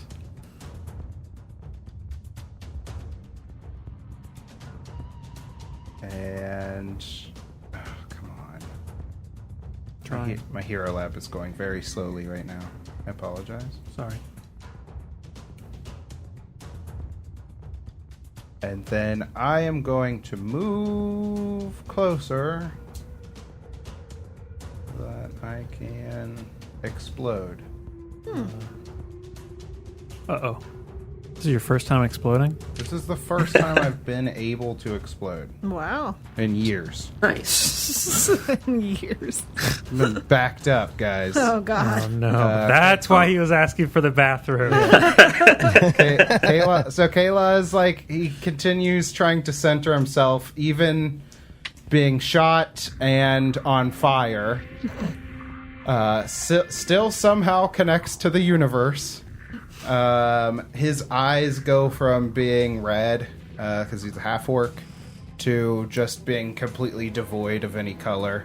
Yeah, it looks like, I guess that rendering of a black hole, Oh, right? okay. Oh, yeah. That's what his eyes kind of look like as he turns around, and he just kind of has like a haziness around him, as it looked like energy is like folding in toward himself, and then he expels all of that energy out from himself. So I'm using the Solarian ability Supernova, Nice. which requires you to make a pitiful reflex saving throw. Yeah. Pitiful. I'm pretty sure it is pitiful. I rolled a 5. Full wow. damage.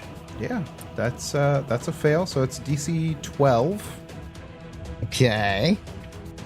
So I will hit you with that 2d10 damage. 2d10. Yeah. 2d10? Tootie. Ethan. Tutti frutti.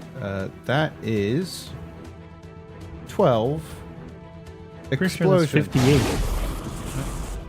58. Son of a bitch. 12 exploding damage. Oh, dang. Fire I think it is fire. damage. You You're racked immune to this fire thing, man. It is like, it's got scorch marks all over the holes. One of your eyes, it was red, like winking in and out, struggling to stay afloat. It's still up, but it looks very bad. All right, and then I die. Then you die. But not yet, because Pax has to go first. It's round 4. He's like up against against this pillar, and he swings around and takes a single shot to try and take this thing out. It's got its sights lined up on K-Laws, getting ready to fire. You level your weapon. Pax, do it. It's an 18 on the die. Believe that is the final shot in the round, too. Please roll high on this damage. Full of zest. Fuck! I rolled a 1 on the damage. One Pulled piercing. Another des. 1? Yeah. Oh, no. Wow, you just killed Kayla. Or myself. No. I just exploded. It's now the robot's turn. Oh, Oh I'm gonna no. roll. Took a significant amount of damage from K-Laws. They took 1 from me. Nothing from you. I think the threat is K-Laws here. Wait, So- 1? I You said said it 1? did- You said 1 point of damage, right? Yeah. Okay, yeah, it took 1 point of damage from you, but it lost nearly half of its more than half of its hit points with K-Laws. So K-Laws. It was a pretty big 1 point of damage there, Chris. Was it? The large one. Did you hit It it was in a a- sweet spot? Yeah, it was pretty sweet. All right, I'll tell you what I'm going to do. I'm going to roll a d20, but I'm going to weight it towards K-Laws. Okay, I get so it. 12 and below is K-Laws. Anything else is coming for Pax's immense 1 damage. Natural 20. Oh my god. You hit it in the sweetest spot. Oh, I'm dying. it was like, I don't like anyone to touch my back. I don't know. What You touched. hit my robot taint. Nobody touches my robot taint. It slowly, as it's hovering, just spins 180 degrees, turns around. One red eye, one dead eye staring at you. Full attack. That's so creepy just to imagine like a slow-mo rotating to look at you. Yeah. First kill attack is only 14 against the AC. Yeah, That's a without hit? any cover. Oh. Oh my Is that goodness. 14? Yeah. Yeah. Okay. Here's the first bit of damage. That's 3 points of damage. I'm down. He's down. Oh my goodness. Okay. So I have a second shot. I'm not going to say he whizzes all the way back around to Kalos at this point. So he's kind of scanning the room. Anara's down on the ground. So he takes Chaw in as the next target. Nope. I don't think that's a hit with an 11 against the AC. No, it's like 15. My KAC is 16. Your EAC. EAC is 15. Yeah. Okay. So yeah, he's like, fires off an errant shot, and now it is Anara's turn. Yeah, I'm going to stand back up. Like, she took a moment to herself and she's like, all right, ready to go. And then she sees everything has gotten way worse than she last saw it. Oh, I picked a bad time to take a nap. But yeah, she still sees that there's one of these robots. So she kind of steps forward. Try to think where, it's still going to have some kind of cover. You say you stood up? Yeah. Do you want to yeah, I also stood up. attack? Oh, yeah, I want to attack. I'll just shoot from there. Why not? Yeah. Yeah, we'll just shoot from there. I stood up. You're shooting around the pillars. Like, We're gonna attack. We're gonna waste this bullet, but we're doing it anyway. The bullet? It is now. Yeah, that's gonna be a total of 10. That's a miss. Yeah. All right. Rip. Stood up, fired. Yeah. And it is Chaw's turn. All right. You see, let me tell you what you're seeing. So you saw this thing spin around slowly, shoot at packs, drop packs, and then it slowly started rotating back around toward you to take a shot. But it's seemingly continuing to roll around towards Kalos at this exact moment. Okay. Do you think I have to reload? Can I reload and shoot, or no? That's not possible. reload is a action to move reload. action. Yeah, so you're good. All right. So Hold on, Cha let me double reloads. check. There's 6. Yeah, you're in the same boat as I am. All right. He will reload. Take aim. Kill this thing. You can't do any worse, so. Okay. There we go. I see double digits. 18. 18, even Thank with goodness. the cover, is a hit. Nice. Very nice. I I forget what is your roll. damage. D8? Yeah, 1d8. 8. A 3. 3 points 3 points of piercing? damage. Yeah, piercing. You shoot this thing right in its head. And as it's spinning around, its laser eye getting ready to fire and possibly kill Kalos. All electricity in this device goes out. It drops to the floor. Nice. Is everyone all right? Oh no. Kalos is still smoking. Not doing too hot over here. Oh no, Pax! And she runs over because she sees that you're like on the ground. With burn marks. Yeah. There's still a little bit of like a smolder, so she like starts patting it out. Should we? Because I think I would have to. Should we stay? Oh, I'm looking at it. I'm like, why am I at full health? Oh, that's Al's character. Should we stay in like initiative so that because I think I would have to spend resolve to not die, right?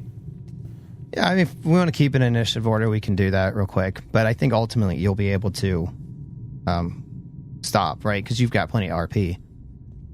I do, but let's say it's what's-her-face's turn next, and she, like, forces me to drink it before my next turn. I don't know of the initiative order, so it's up to you. So after Cha was Kaloz's turn, he moved over to you. And then after that would be Pax and then Anara.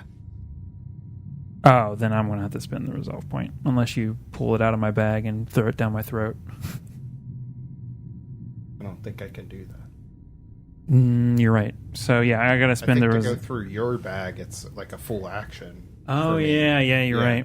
All right, so I'm going to have to end up spending a resolve point anyway, and then we'll just say that they hit me up with a... With that serum? Yeah. I don't know that you want me to roll it. Yeah, but I will. You're doing it. Okay. 7. Hell I'm yeah. glad that could work for you. I'm so happy for you. Yeah, Pax wakes up. It's like, oh, God. Jeez, that thing hit like a...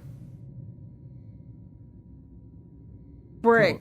No, it's more like a fire brick truck. I feel like I got smacked in the face with a fire brick truck. A poet. That's my specialty. Yep. Jesus Wordsmith. Christ. Yeah, He doesn't Anara's exist. not doing too hot either. Chaw, you're good, aren't you? You didn't get hit once. I'm good. I just can't. I just can't shoot. What's up, bud? I don't know, that soup, that salad. Those What about the breadsticks. breadsticks? I wish there were breadsticks.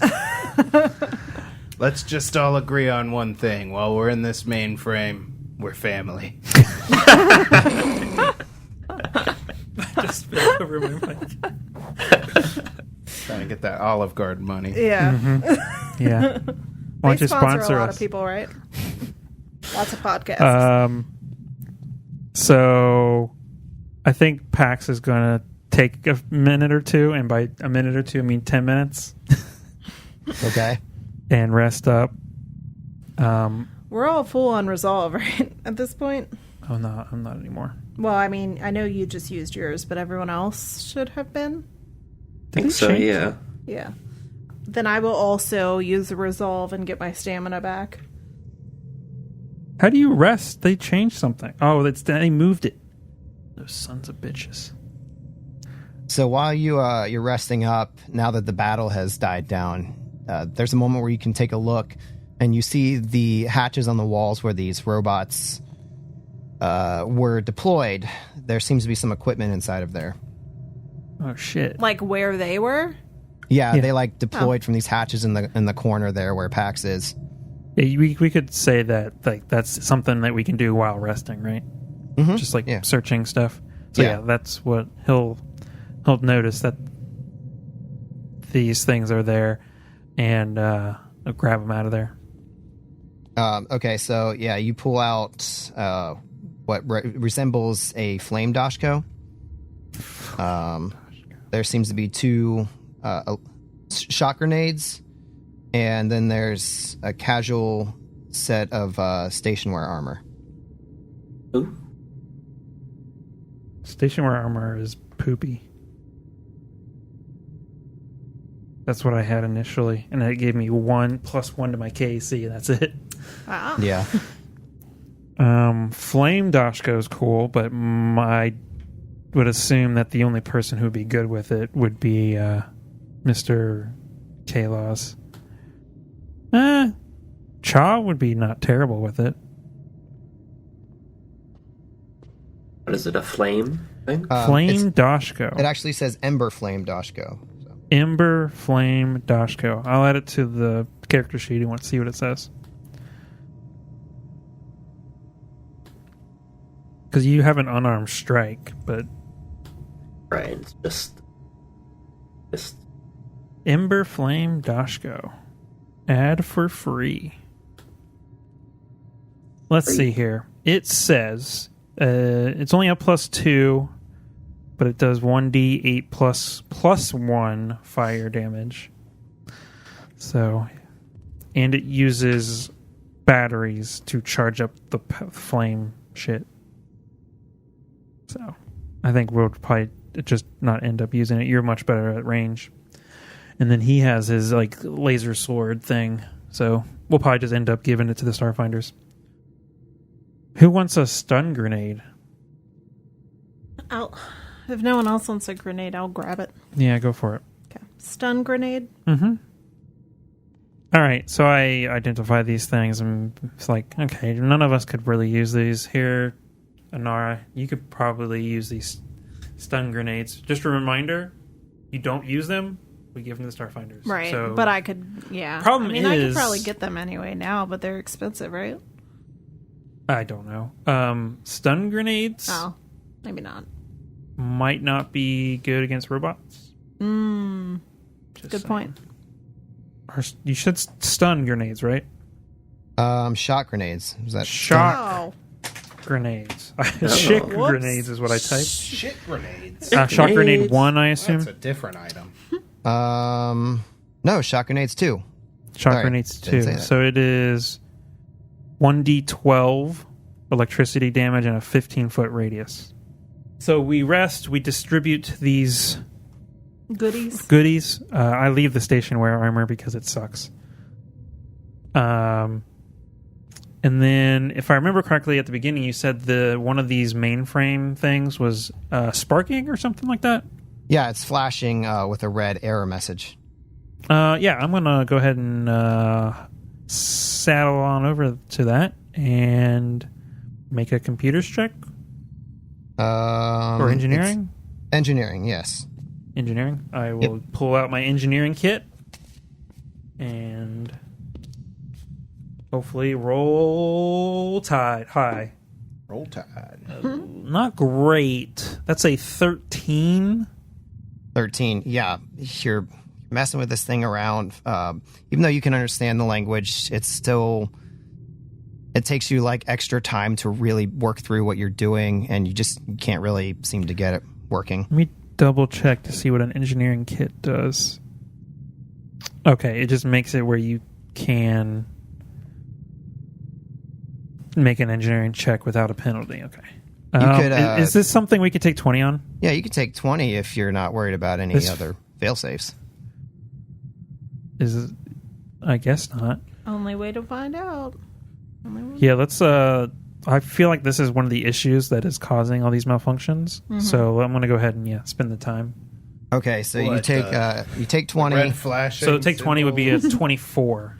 What gave it away? The red flashing symbol is a bad thing. Then Yeah, that's usually what that means in these things. Yeah. Yeah, so you spend the better part of, I think it's like 40 minutes then when you take 20. I think that's right. It's 20 times the amount it would take. And each check, I think, takes 2 minutes or something like that. Or a Yeah, minute. that sounds right. So yeah, you spend the better part of an hour here parsing through the language and the unfamiliar systems. Because again, all this is familiar, but it's dated and it's slightly alien to you. So, but you are in the end able to correct this error. The blinking red stops and the terminal turns green, matching the rest of them in the room. Oh, awesome. Man, that took way too long. You said that, there's another door over there. Yes. All right. He walks around to inspect all the other ones, and they seem to be okay. And then moves on to the door. Is everyone following? Yeah. Oh, I inspect the floor. All right, give me a perception check. the floor is lava. That's an 18. 18, as far as you can tell, there's no micro conductive material in this. Does anybody want to double check me? I feel like I will because I still got zapped the last time. She's probably wouldn't hurt. Oh, I know a bunch. That's a 9. Yeah, I mean it's a very pretty illuminated soft white floor, but other than that, Ooh, you don't so see anything shiny. different. Yeah. All right. Well, just in case, I'll be the only one to open so that not everybody gets hit. I'll take it. Oh, also, Al, I realized what you have resistance to sonic damage. Oh, Sonic. Okay. Yeah. For the hedgehog. Gotta go Yeah. fast. Yeah. Chili dogs. Which is so yeah, I'm gonna are you right next to me? I'm. Oh no. You guys next to me? Yeah, I think we're pretty much the same You order. okay with getting shocked if that happens? Yeah. All right, let's do it. He opens the door before Chalk can get away. Solidarity, brother. So you tap the pad there, beep, and then maybe you all kind of like wince for a second. Door opens up, no issues. Thank God. All right, walk forward. So you make your way through this narrow hallway into a larger. The hallway goes east-west, and then after about 10 feet, you see a larger room running north-south, about 3 times as tall as the hallway was that you entered. And the temperature in this room is a little bit warmer than the previous chambers.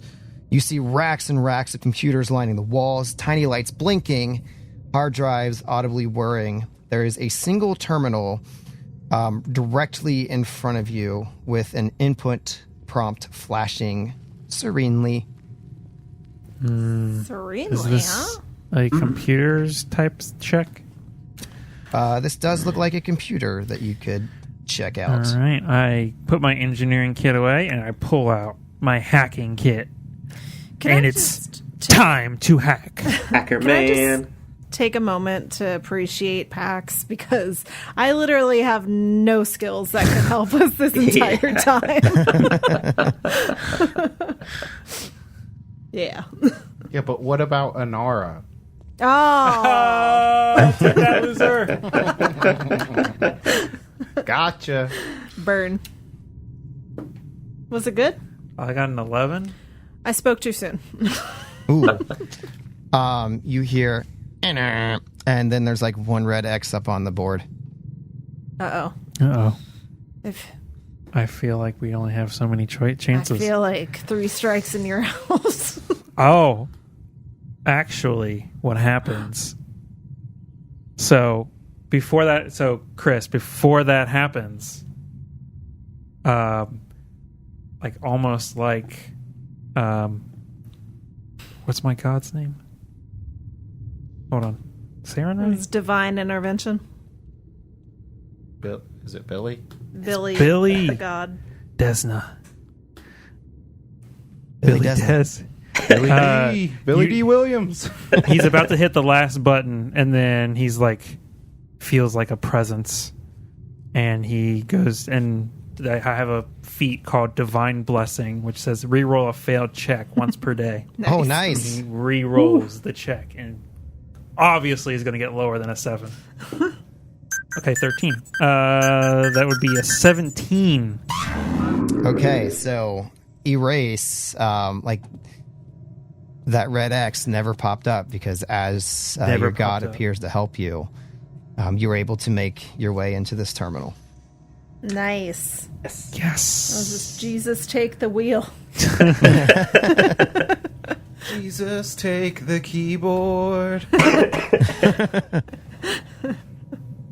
You see a treasure trove of information concerning the entire Jabrani society here. Wow, man. Yeah. There's a lot of information here.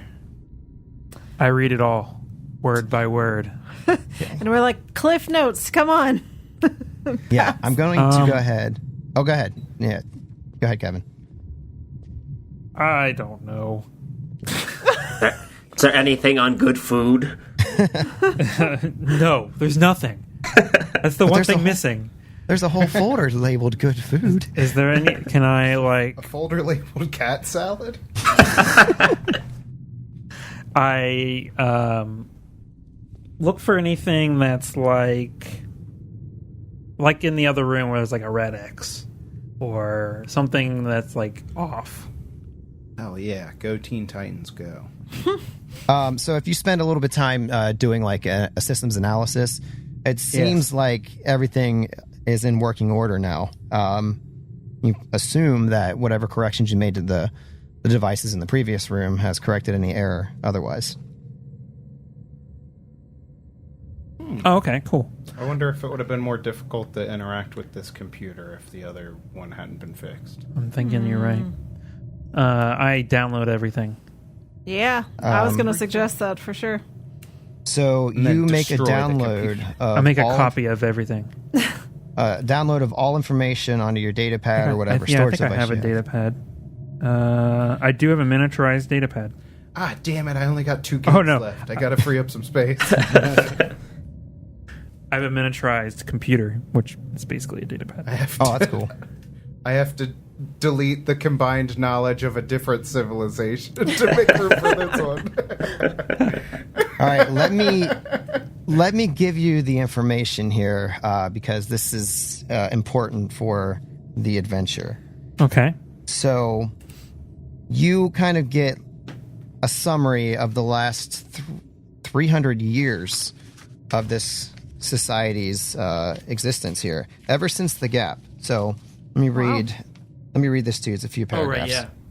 Just over 300 years ago, on a planet in the vast, there was a race of insectile humanoids called Jabranis engaged in a brief but deadly nuclear war between several of its now forgotten nation-states. Prior to the cataclysmic conflict, Jabranis paid their respects to an aspect of Demoratosh, a god of war most commonly worshipped by the Vesk in modern times. Although they did not call this god Demoratosh, it shares a lot of similar traits. This worship shaped the race into a strong coalition of militarized states with religious servants of Demoratosh in key advisory positions. The war that destroyed most of the Jabrani race occurred only decades after the Gap, as the addled state of the world's leaders in the Gap's aftermath only exacerbated existing tensions. A small percentage of Jabranis survived the devastation. A powerful force field spared the metropolis you now reside in, known as Archaeost, the brunt of the nuclear war, but subsequent radiation carried by shifting wind currents racked the city. Many died, but a sizable population endured. The Jabrani leaders knew the city didn't have sufficient resources to support all of the survivors, so after much discussion, they purposefully engineered several additional minor disasters to trouble the populace. The leaders then seeded rumors that an angry Demoratosh was responsible for this divine punishment and devised the creation of a false deity, Mother Tulu, who promised salvation to those Jabranis who gave up the comforts of civilization. Agents planted within the populace spread this false religion, leading a sizable contingent of Jabranis into the wastelands. Meanwhile, the leaders of Archaeos and their closest family and friends remained behind.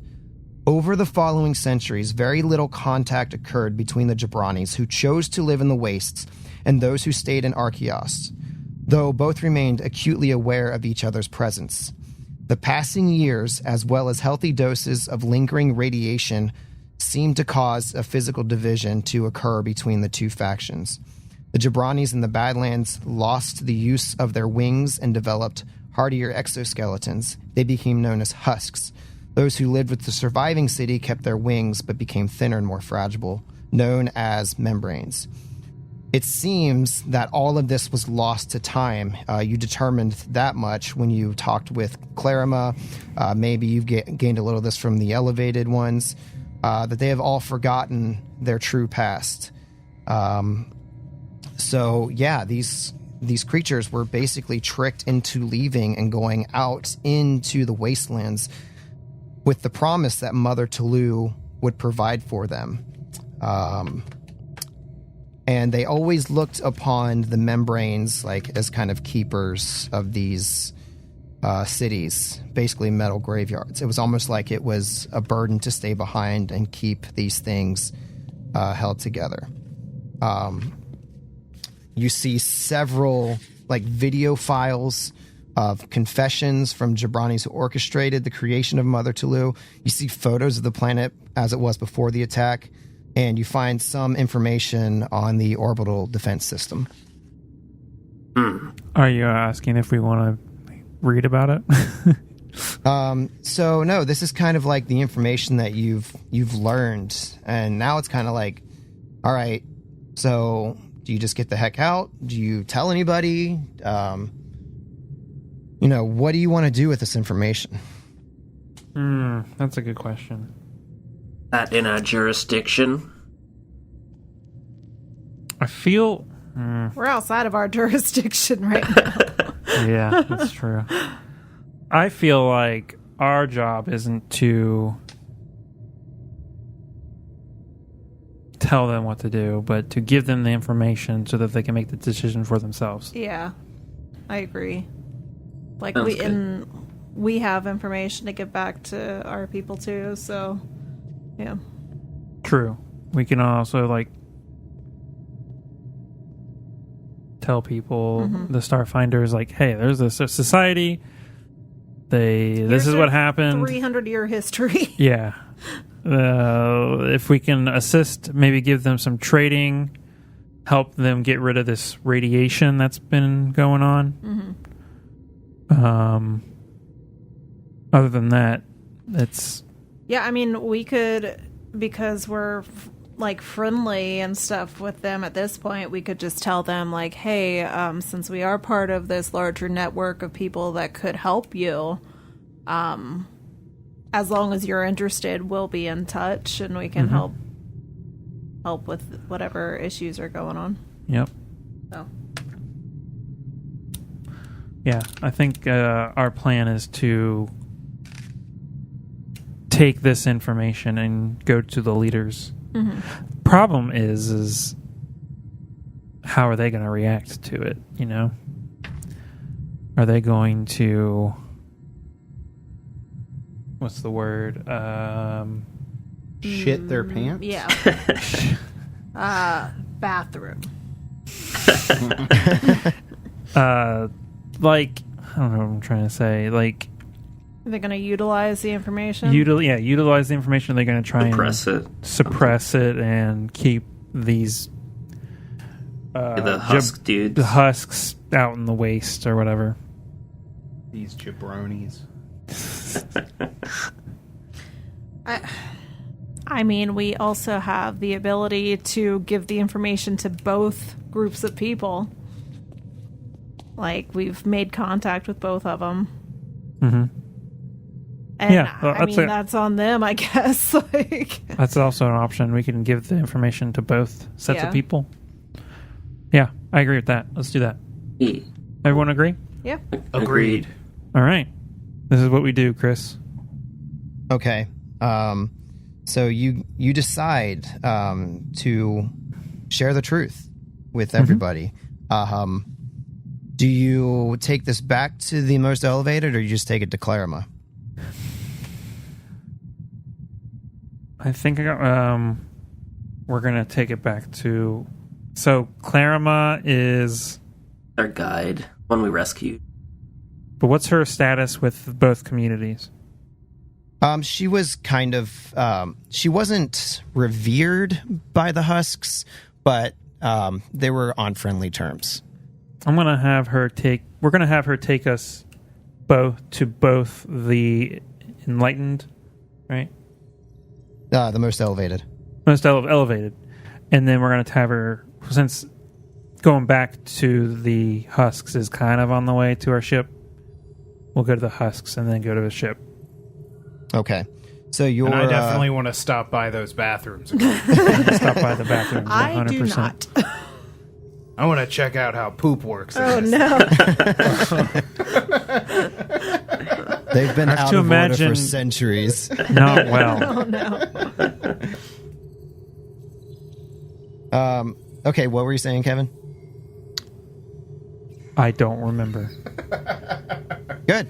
What I said, didn't I say it already? Yeah, I thought you were saying something else. So you're going back to the most elevated. Yes. Yeah, we were going there first, yeah. Okay, so Clarima eagerly awaits your report, but she does manage, because of her great charm, to get another meeting with the most elevated.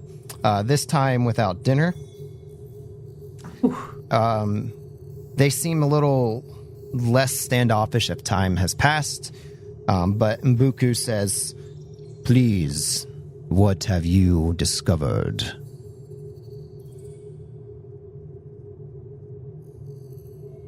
A lot.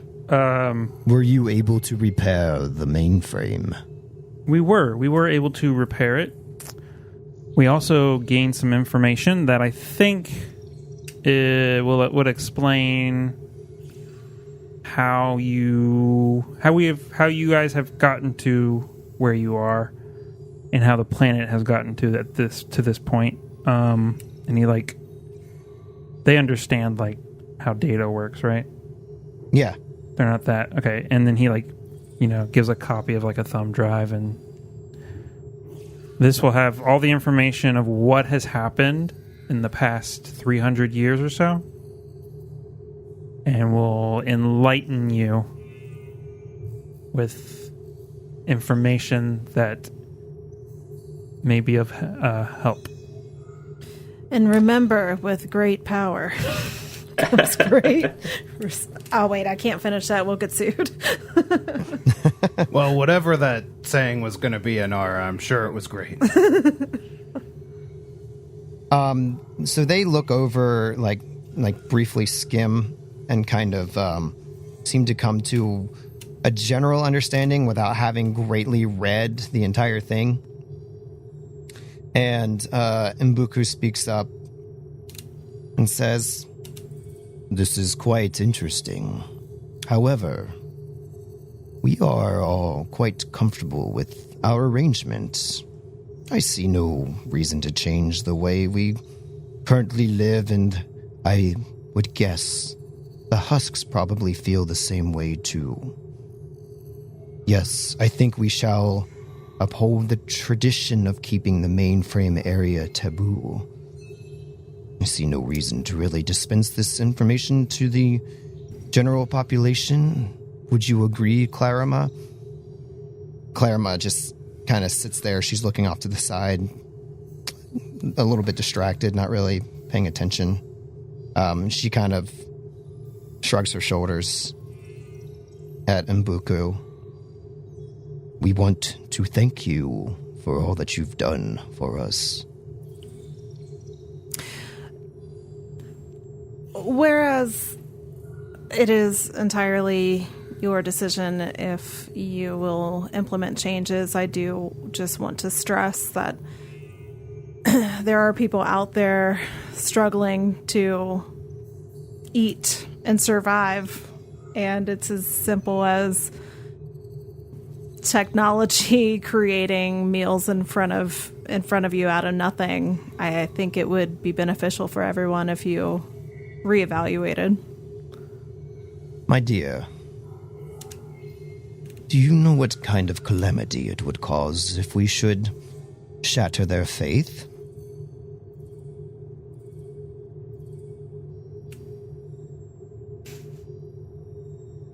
Well, go on, Anara. Answer. Bug. I think, I think that's solely up to you to decide that. However, it may weigh heavily on your conscience if you know that people are starving. And all I'm saying is keep an open mind. Perhaps I will think about this as we feast this evening. Oh man. She turns and walks away because she's about to start a fucking fight. Yeah. Is there anything else anyone would like to say?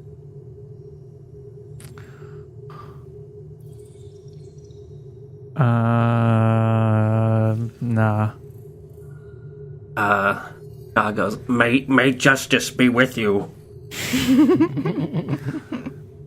And you as well. All right, well, I'm just going to make a stop off at the bathrooms, and then I think we'll be on our way. So K-Laws enjoys the whirligig again. Whee! And Clarima escorts you back to the force field at the edge of the city. And she, this time, punches on the data pad one time, and the force field opens. She has like a bit of a smile on her face as the errors have seemed to be corrected. But then she kind of stares off in the distance towards where the husks reside. And she very quietly says, "You have given me much to think about, my new friends. Please, be safe on your journey, and do not forget us." Who are you? Thank you, Clarima. Never mind. That was a joke. Don't worry about it. Yeah, we'll keep in touch. Yeah. And Call me. Kame. So yeah, you are able to head back to your ship or to the husks if you want to. I think on the walk, I would like to discuss this with the group. Mm-hmm. So, like, before we decide one way or another on the walk, either way. Yeah, Anar just brings that up. She's like, it's not right, them wanting to keep this to themselves.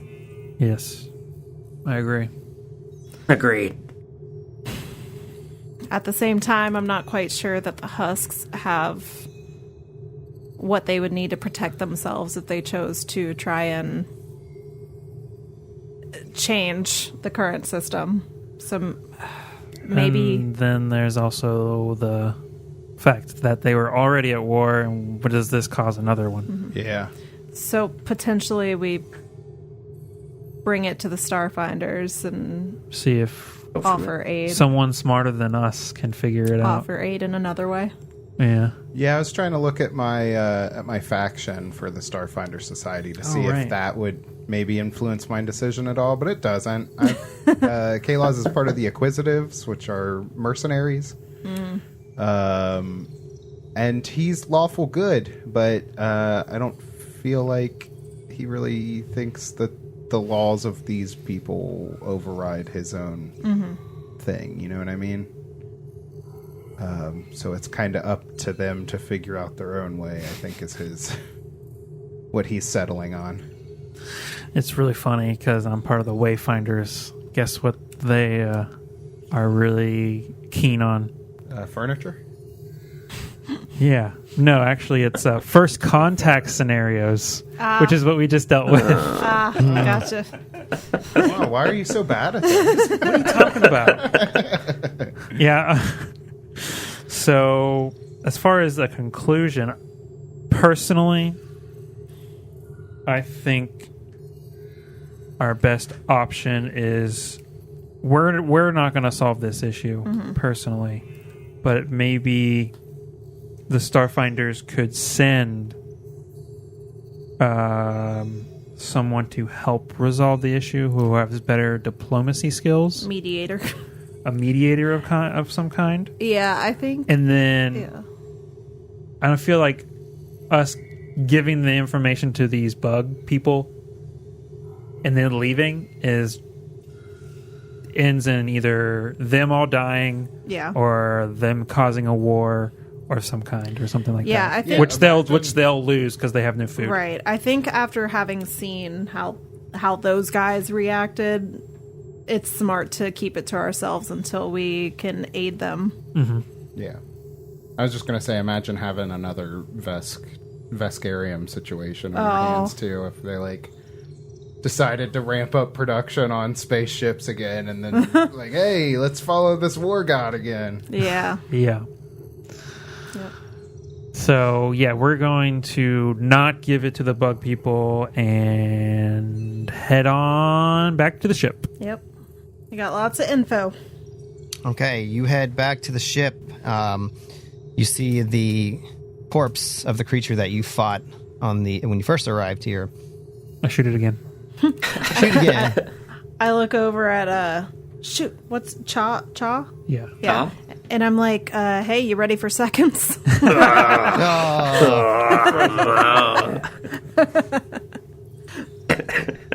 Cha shoots it as well. Never again.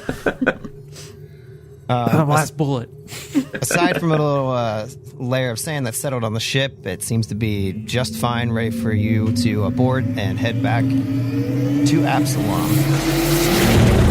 You prepare the ship, you take off behind this planet that is drastically different than what you saw when you downloaded the files from the mainframe computer. Once a green, lush, vibrant planet, now just a wasteland with two peoples that are quite similar yet vastly different. And you kind of wonder, will this place ever return to what it once was?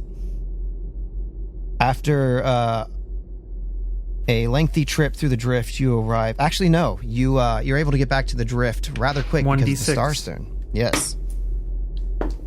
5 days. 5 days. All right. So nearly, maybe a quarter of the time. It took you about 2 weeks before. So like a quarter or a third of the time, you arrive back at Absalom Station. You do a debrief with Venture Captain Arvin. And after digesting the information you've presented him, he shows, I don't want to say approval, but he's glad that you did something with the information by providing it to just the membranes. But he doesn't say one way or another whether it was the right or wrong decision. He merely says that the Starfinder Society will continue to keep an eye on Elitrio for any further developments. And that is the end of this adventure. Yeah. Yay, we did it. No one died. We didn't start a second war that we know of. Yet. We didn't start a second war yet. Yet. I loved that. I was so waiting to get to this part because you get information where you really have to think about what you're going to do with it. Mm-hmm. Yeah. I liked that That discussion. sucks. Yeah. Why do people have to be shitty when they're in power? Yeah. It goes How to straight to be their head. dicks. Yeah. Well, thank you, Al, for joining us. Yeah, thank you for having me. And Cha. Yeah. Cha, the Beautiful great. time. I would never forget Cha. Do you and or Cha have any words of wisdom for the end? May justice reign upon your children. Really about justice, I guess. So for those who don't, I don't think Unless, this was yes. mentioned, he was a former law officer. Ah. That's why I've mentioned justice a lot. Yeah. Sweet. Well, yeah, thanks for joining. Yeah. Heck yeah, definitely. This is great. For You have to come back for the sometime. 3 people who don't know who you are who listen to this podcast, you can find you at Al His house. ChestBreach. And at my house. Whose address is... Al Yeah, Chest- ChestBreach on YouTube. Yeah, and I'll have links in the description and whatever. There's other places. Yeah. Cool. So, all right. You can also find Krob there most of the time. Yeah. At Al's be there. house. He drives 14 hours each. 15 hours. Yep. Every day. Wait a minute. Alrighty. Bye, everybody. Bye. Bye.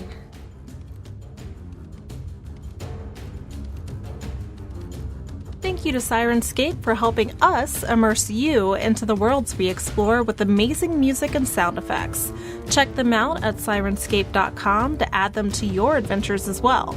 And thank you to our patrons for helping fuel us throughout the galaxy. We sincerely can't thank you enough for your continued support. If you'd like to become a patron or find out more about us, visit www.adventureawaitspod.com. We'd love to have you aboard. Until next time, adventurers.